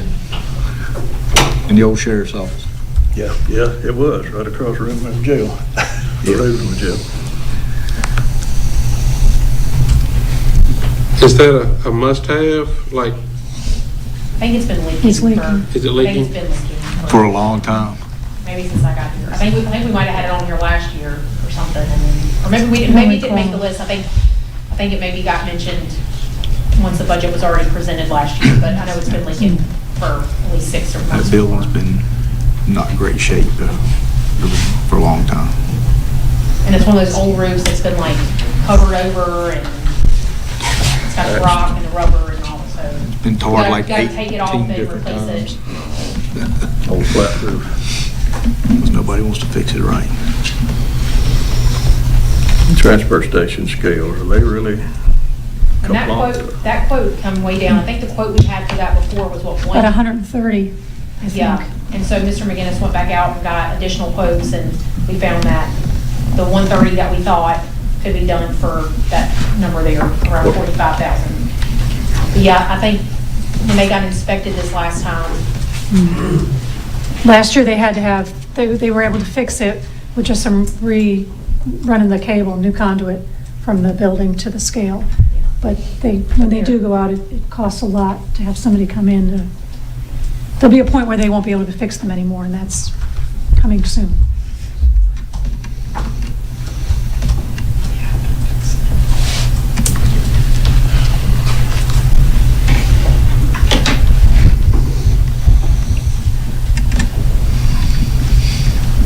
I'm not seeing any vehicles on our capital improvement projects.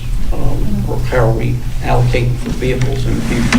so that's another thing that's in progress right now. One of our maintenance technicians is also a mechanic, and so at the same time that we're working on kind of a building capital plan, we're also working on a fleet management system.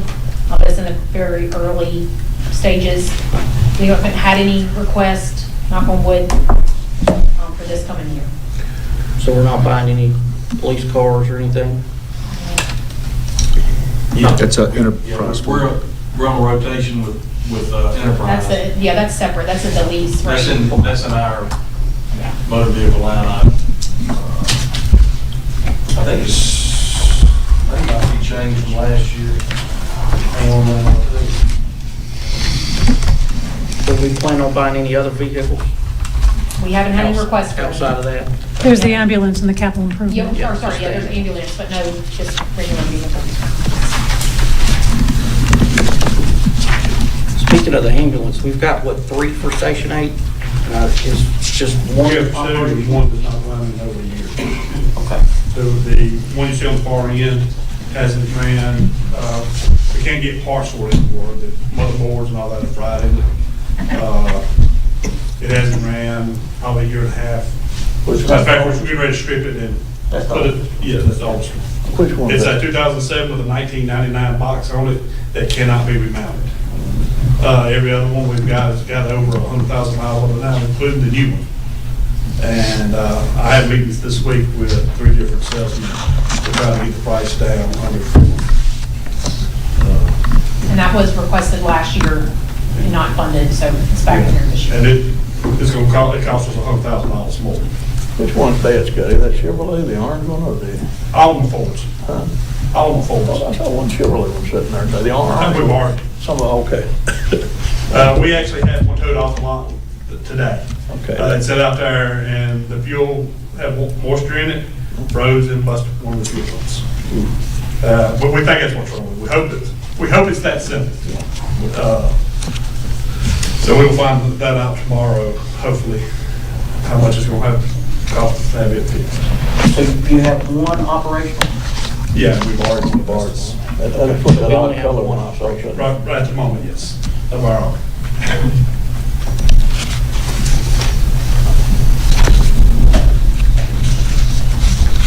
Andrew, to answer your question, last year's appropriation for motor vehicles, sheriff office, 128,042, and I put 130 in there this year, so roughly the same. And that's a little bit of a guesstimate because of, so Enterprise flies back like the older vehicles that they bring in, like they sold them. They just had a sale of $27,000 going to be reappropriated back to the lease program. So it's basically the same as it was last year. Could be a little less. The County Administration and Building Generator, we have applied for a grant, but we don't know anything about it yet. Yeah, we won't know, I can't remember, that's not here, but we've been in the process of, that was the one y'all approved that we could apply for, I think it's due first or second week of March. Yeah, they extended to March 14th deadline to get in. And you won't know nothing for at least 1 or 2 months after that. That's quick. What'd you say, 6 months? So do we need to leave that in the budget? Because I don't think we have the money to pay for it if we don't get that grant. It's completely up to y'all. I mean, I put it in there in case we don't get the grant, but, you know, just like everything else, it's completely up to y'all. I mean, I honestly don't think we have $486,045 to spend on that if we don't get the grant. That's one of the things that needs to. It would be nice to have, but. It would. At this point. I'd love to have one in my house too. But. Yeah, I think we need to strike it and add it back if we do get the grant. That is an item that was put in there. The EOC, the Emergency Operations Center, is in this building. Right. Without this building operational, we have no internet at any of our buildings. So we can't move it to my building, which is the backup. We lose all phone access, we lose all internet access. That's the reason, and this building should have been generated years ago for that reason. Sure. And we applied for the BRIC grant. Hopefully, we'll get it as a hardship grant. Yeah, we really saw the vulnerability when we had the ice storm, was it a month ago or so now, when the whole town lost power. And really there was like, I mean, government operations, so we had nothing, we had Yeah, if we had opened up the Emergency Operations Center, we would have been dead in the water. Yeah. We wouldn't have any, we'd have been running off my hotspot on my truck, which is not very. Didn't they used to have something similar to that over at Rotary? Or a plan for it, a big generator down there? Rotary, we pull in one of our, what I call the green monsters, and hook up. But then again, there's still the internet access and phones, and there's certain things has to be in the EOC. I remember I had one of the cable. We don't have that. So you take about a month to hear back from the grant? You know. So say, That's probably on the. That's on the short side. Don't quote me on that. so that would be like, They probably closer to 2. say Yeah, if you know, in a May, month or 2, you'll hear back. so we'll know something by May. It depends on how many And that applications could they be- get and how many people they got to review it. So, I mean, I think it'd be easier to take it out of the budget in May if we didn't get it than it would be to add it back to the budget in May if we did. Either or. You know, if you had it back and you knowed you had it, it'd just be neutral and it wouldn't hurt with that. They'd cut it out now, it sure make it feel better. But then you gotta add it back if we can. Yeah. So, Yeah, but we got a lot of money to cut out of the budget. And regarding cutting money out of the budget and this capital improvement plan, like you said, Mr. Wickham said our unassigned fund balance grew again this year by over $1.5 million. What is our That's the kind of unassigned, what is reserves. the total? I'm sorry. That under 15 million? And that was, he kind of referenced, and one thing that's, we talked about for the last, year or two and is in the budget is creating some financial policies or some kind of different pots for stuff like this. So right now, we just have that one pot of money. And so it makes it kind of, there's no real direction of it. It's just, sit there, save it, don't touch it, which is fine. But if you have a capital fund or a budget stabilization fund, then when things like this need to be funded, you're not just dipping into that, unrestricted, But we don't need to use that if we can help it, because like he said, he was bragging on it, and it took us 5 hard years to get back to there. It was bad. Bad back then. kind of along those lines, wasn't there a percentage, like they recommended what was it, between 15 and 20%? And so I know we used, we brought it down from what, 21 to 20% with the HVAC at the library and something else? Was it Yeah, he just CSA? presented, we're at 22. Town Services Act we had to fund As in of November? the audit this year was 22.74%. And I was thinking that was before we spent that money in, Well, this is based on the most recent audit. What he presented today shows that we have 22.74%. okay, I was thinking this was before that. 15.5 million in unassigned fund balance. But some of that is being used this fiscal year to fund some capital projects. So, we'll and see that's what kind that of, amount is. and that's kind of what I was getting at. So like, if we were to say, all right, anything above a certain percentage, then it goes back into maybe these capital improvement things. So that way we can maintain that emergency fund when really bad things happen and stay between that, around that 20%. But anything above that, we can pull out of the unrestricted and put it into. Well, we used to have our X-Mart in contingency fund. That, what, $2.5 million 4 or 5 years ago? And then that got used up, kind of like we're talking about them reserve funds, to keep balancing budgets and buying other things. Well, yeah, but. First thing you know, it's broken, we're borrowing money every year. Well, that's why we're saying create, instead of having just one, right now we just have one pot. Instead of having just that one pot, having 3 separate pots, one specific, because I mean, any local government's gonna have to invest in its public infrastructure. Yeah. So having one pot of money for that, your capital, one pot of money, like you're saying, the one you really don't touch unless there really is a crazy emergency, and then another budget stabilization fund to kind of catch those things that, like when the library HVAC broke last year, to kind of catch those unexpected items. But he bragged on us with the percentage we had in there, and that percentage is drawing pretty good interest. You know what the interest off of that was for a year? $750,000 maybe? Well, And that helps. And when we didn't have it in there, I tell you, it'd been rough. You know, the first year I was on the board, it was tough. We did a lot of stuff, a lot of positions, jobs, raises, everything else that the county needed. It was tough getting back up. I don't want to ever see the county get in that kind of shape again. If you can start a separate pot and start putting it in it, but don't take away from that one. Keep that unless it's something catastrophic. You never know when. and that, like I said, it's all up to the board to decide. I'm just saying those are some options that. So for like where that's grown, you know, if we say, okay, here's our cutoff number, anything above that, we'll move over here to, you know. You could take the interest off of it and put it over. So, and then leave, yeah, and then, you know, make sure we've got that 20% in that fund. And then anything over that comes out and can be used for some of Take the interest out of it and put it in the contingency fund or something else.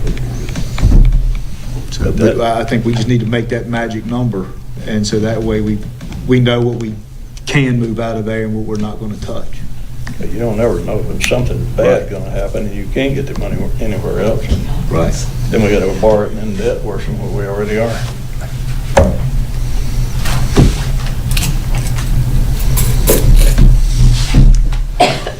So back to the county administration building generator. Leave it, take it out, Scotty, you said we needed it for the operations center. Commercial Operations Center. Okay. You gotta also think if we lose power in this building, the courts can't work, nobody can work in the county unless they work from home, which nobody had power there either. If it gets Like I bad said, if we enough. have emergency, something unforeseen happens, a tornado, whatever, actually touches down in the county again, and it takes out the power, we have no way of operating an emergency center. Those two old big generators you got down there, they still don't work? They won't run this building. I mean, What if instead of the building, we run the room? Hmm? Why can't we just put a smaller one in and run the critical infrastructure, what you're talking about? We can go with the smaller one, just run that one room. But then you have to worry about servers being operational and stuff of that nature. Well, you take really, if it's bad enough, the power's off, it ain't gonna be nobody much in the building, no way. It's closed. Well, the Well, main that's the thing, people like, have to you know, get here. well, that's the thing, like, there was no power anywhere, and we were trying to, possibly, if there would have been an extended, thank God, the power came back on for most people within about 24 hours, but if it would have been an extended period of time, essential staff needed somewhere to work out of. But we could go back and look and Those two see old if big there's. ones you got down there, they're military surplus, great big monsters, do they even run or work anymore? Yeah, that's the ones we take out to the rotary and hook up to it. Well, it looks like you could get the electrical to where you could hook it up and, at least run part of the building. But if we have a rotary, then rotary. Well, yeah. If we lose power to the county, they're already obligated to go out to certain places that don't have standalone generators. Yeah, we can get them to see if there's, if we don't get the grant, I guess we can get them to see if there is, like just a part of the building, like maybe one floor. Yeah, I think that'd be a lot better because, let's be honest, you don't have to have every heat pump and air conditioner running in a building if you're really running it for 2 or 3 rooms. I mean, if I want a whole house generator, it would operate my downstairs, not my upstairs. Because that would just be more than what I needed.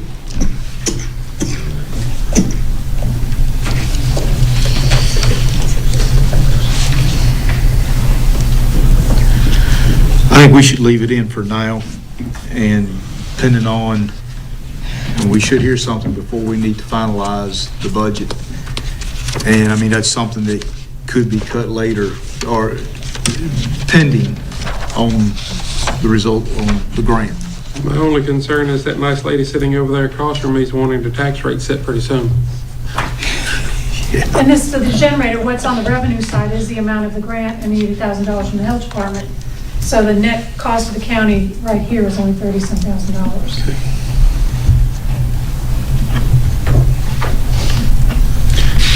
And yeah, when we did have the $80,000 match from Department of Health for that. If we get the grant.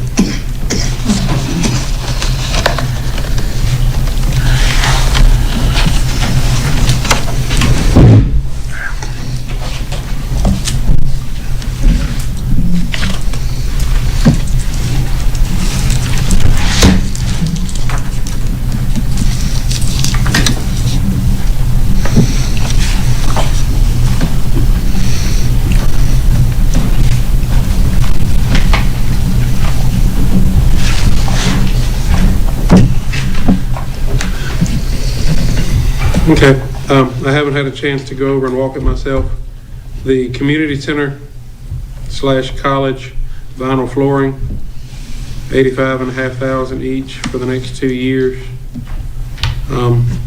Like I said, I really hadn't paid attention to the floors. I hadn't been over there since October, I guess. I think that's something we need to look at before we throw $171,000 at it over the next 2 years. I think that might be something that needs to come in that memorandum of understanding that hopefully we can get with the community college at some point in the very near future.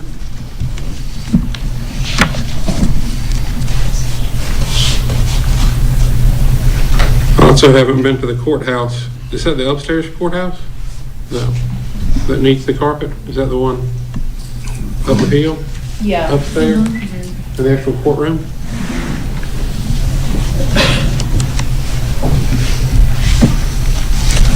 And of that $50,000, they have a courthouse maintenance fund that they're going to contribute $13,000 of that fund office costs.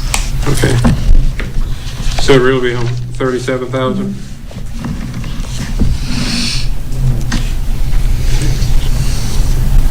Scotty, you said you're getting quotes on ambulances, hopefully, Yeah. the next few Yeah, days? with the salesman trying to chop off everything we can to get. Do you have your sad face ready?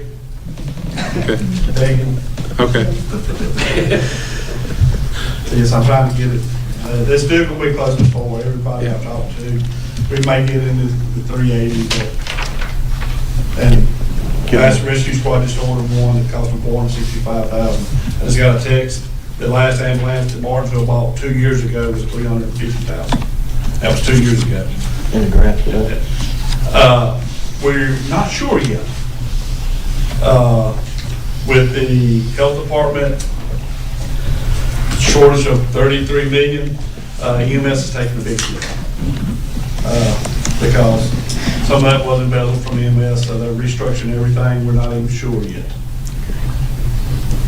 Do we have any financing options that, as opposed to just paying it all out at one time? Like Enterprise is trying to get into it, but nobody is trying to get into it. You can listen up in there. We're actually looking at demos. I think American Emergency Vehicles has got a demo. The last one we bought was a demo. We got 245, I think. They only had like 10,000. We're looking for deals like that too. But they're being scooped up left and right because you got a 2-year wait period on ambulance builds. Fire trucks take 2.5 years to build. And they jump, like I said, in 1 year they jumped up at least $130,000. Well, what are we gonna do if we can't get it for 2.5 years? Still borrow from squads we can. Some of them they're starting to get out quicker. Braun said they could have it out in about 18 months. But they're also one of the more expensive ones.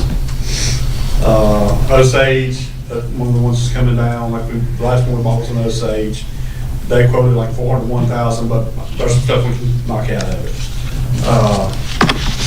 They're looking at least 1.5 years. It's just, if we can't find a demo, it's already built, being showed off at shows and stuff. Matter of fact, the last 2 we bought have been demos. The one Steve Allen bought in 2020 was a demo from American Emergency Vehicles.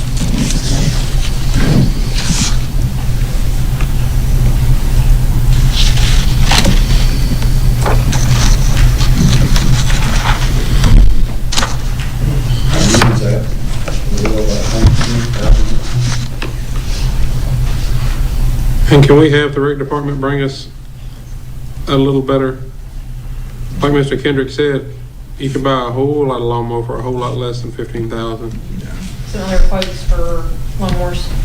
Yeah.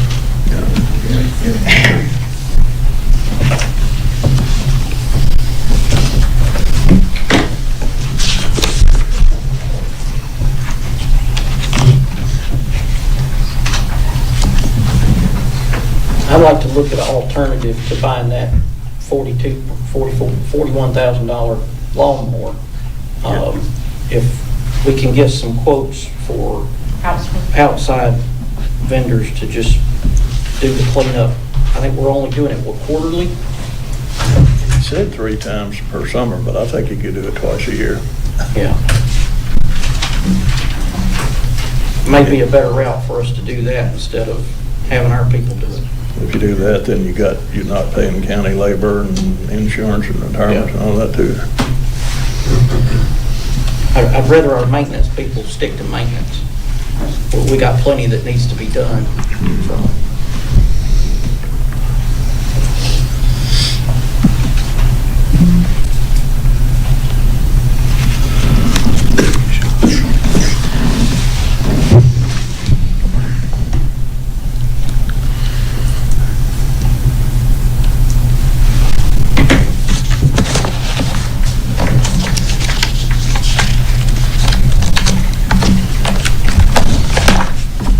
Let's talk about the access control system for the county building. Yeah, so that was something that was identified last year, specifically Judge Ziegler, is that who we met with? Yeah, but not long after I got here, Judge Ziegler requested a meeting with me about the security of the building.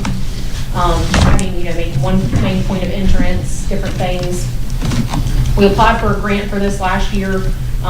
There's a lot of competition, and most of the grant funds went to criminal justice departments. So anyways, since we didn't get the grant, we put the request in here, but it would secure the building, key cards, the whole 9 yards. I mean, I do that for a living, and I think, just for the administration building, $161,000, that's going to be a drop in the bucket to what it's really going to cost.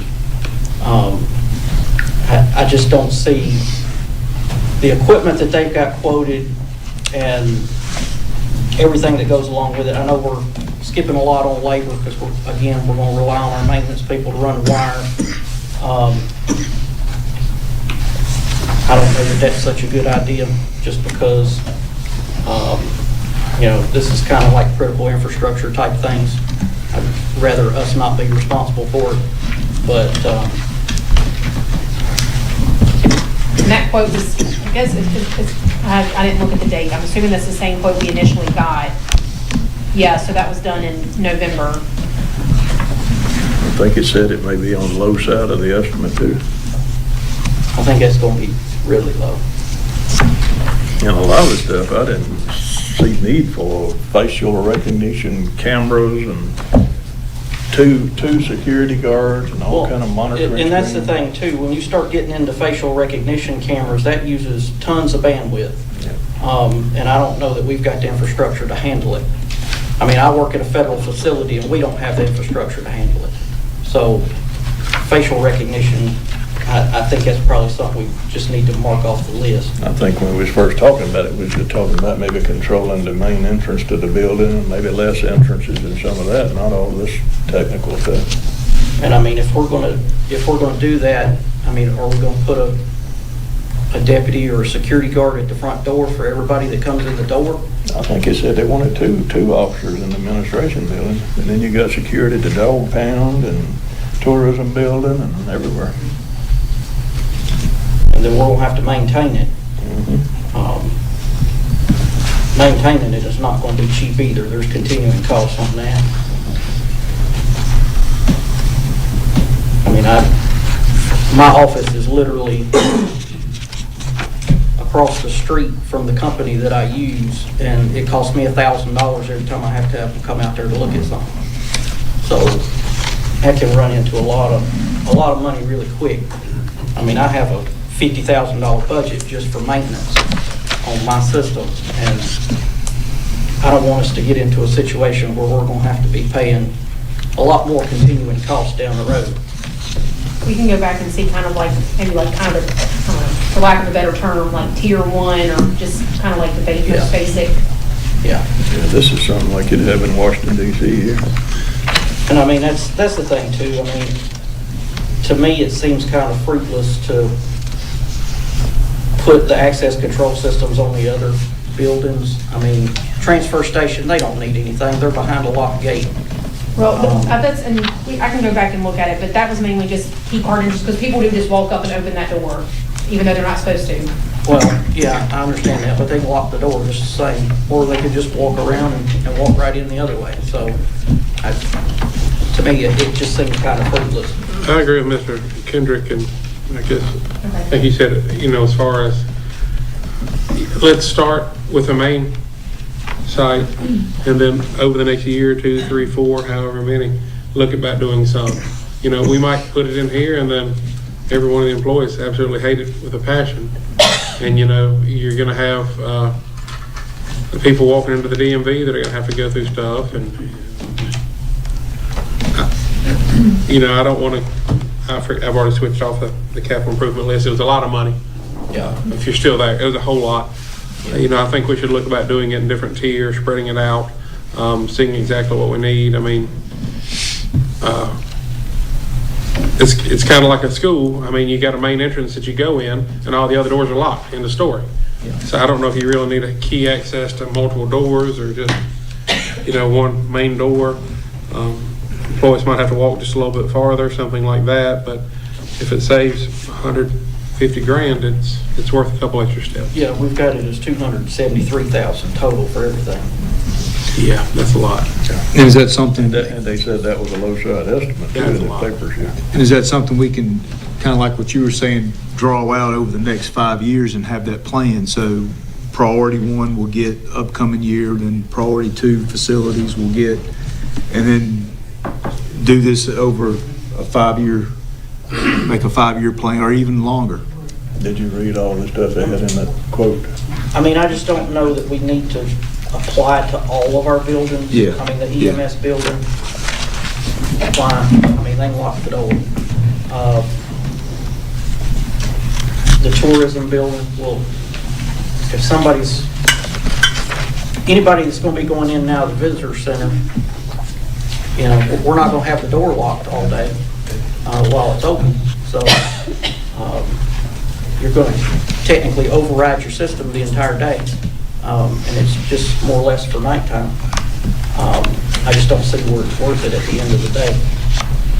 For what it's worth, I will tell you that I know that probably the softest target needs to be hard is the administration office. I know several employees there do not feel safe.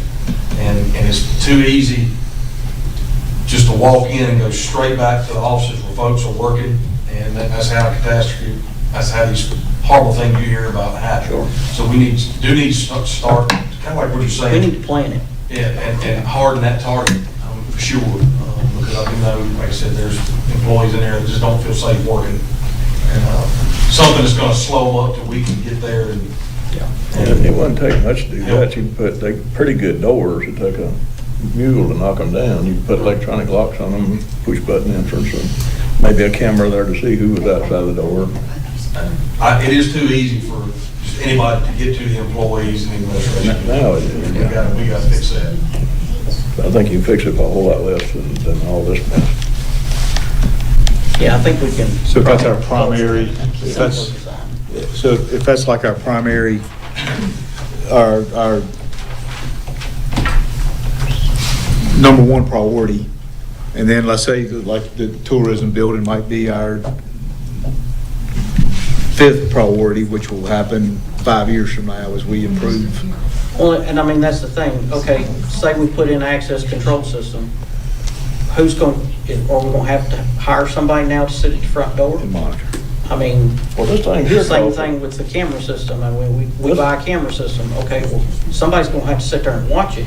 This thing called for two new security guards to watch and monitor and check for firearms and all that. So we'll go back and get the scale down. Yeah. Yeah, I think that sounds like I think it's most people something that want. calls for a much larger discussion than just throw something in the budget. Yeah.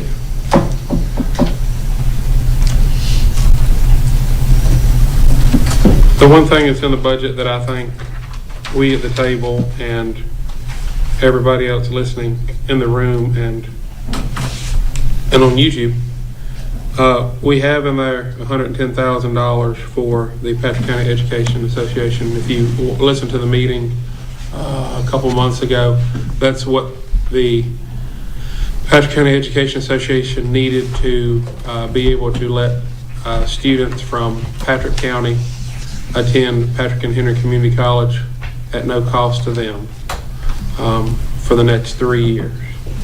I know the school board has done some of their Patrick Promise, some of their money going into that as well, but that's something that myself and I'm sure other people at the table would like to hear about over the next few weeks. You know, whether you think it's, you know, a worthy cause, whether it's something you want to take out of there, because it's, you know, we don't need to spend taxpayer money on, you know, kids that are going away to, I shouldn't say going away, that are going to continue their education. That's one of those things that, you know, we'd like to hear from, at least I would, email, phone call, you know, whether you like the idea or not. I'm kind of, you know, Henry County's been doing that for years and years with their Harvest Foundation. That's something that I think, you know, if we could, and I know when Dr. Hodges gave his presentation, we had well under the state average for college-educated employees. So that's something I think we should think about. So if you don't want to reach out to everybody, somebody at least just email me and tell me what y'all think about it. So that way we kind of know where to go, because we're here to ultimately represent you all. So if we don't hear from you, it's hard to do. And where does that stand on, say, with economic development? So if that piece of continuing education, especially our youth being educated here in the county, how big of a driving factor is that to economic development and bringing businesses in? I mean, I do know that it's noted that our post-high school, like, certification, any of those numbers are lower than average. Post-high school graduation, our numbers are lower. So I think that's one reason that this even exists, is to get people those post-high school, certificates, diploma, whatever you want to call it. And will that have any impact with business development? It should. So, are there studies, numbers It takes a while to move that needle, to make a significant jump, but it should help. And increase the amount of, I guess, employees that a business would have to hire when moving in. So right now, there's not a lot of pool to pick from. I think our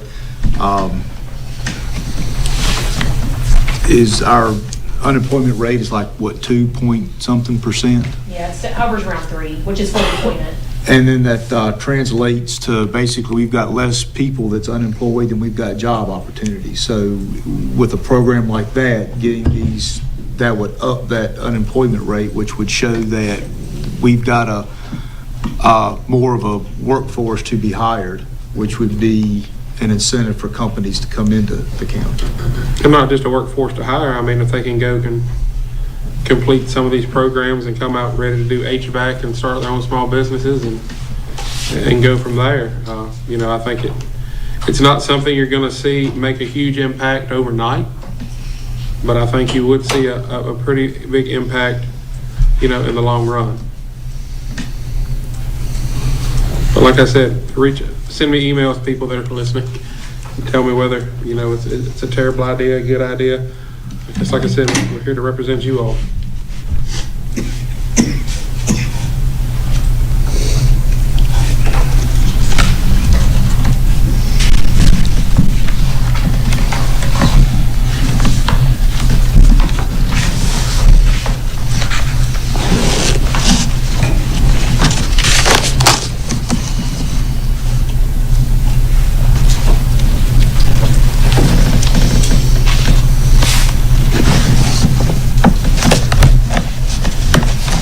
So I'm hearing a pretty good silence. Sounds like the barrage of questions has slowed. Anybody else have anything else at this point? Because obviously we'll talk about the budget some more. Later on, we've been working at it for about 2 hours now. Any questions, Mr. Overby, right now? I'm good for right now. Okay. And we can follow up on a few things you mentioned, and then have a continued discussion at the March 11th meeting and then March 24th meeting. Anybody on the board have any questions before we move on? I don't want to rush anybody. We have all night. You're right. All at the same place tomorrow morning. We'll just carpool. If there are no more questions, I'm going to go ahead and go on to our next closed meeting part. But everybody that has been listening, if you will, reach out to us. If you heard something that really hit a nerve on you, please let us know. And we will do our best to make it all work, I promise. Okay, so no questions about the budget. If that's no questions, then if I can get a motion to go into closed session.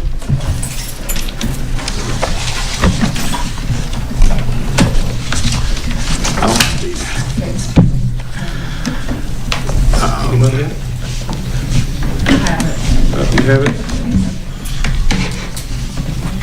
All right, we were focused on budgets. Let's see, it goes roughly like, I'll make a motion that we move into closed session to discuss personal matters, 2.2-3711A1. Appointments for the Planning Commission, Stormwater Board of Appeals, Public Service Authority, West Piedmont Planning District Commission, and Dan River Alcohol Safety Action Program at large. Second. Okay, I have a motion and a second. Mr. Overby? Aye. Mr. Perry? Aye. Mr. Marshall? Aye. Mr. Kendrick? Aye. And I vote aye as well.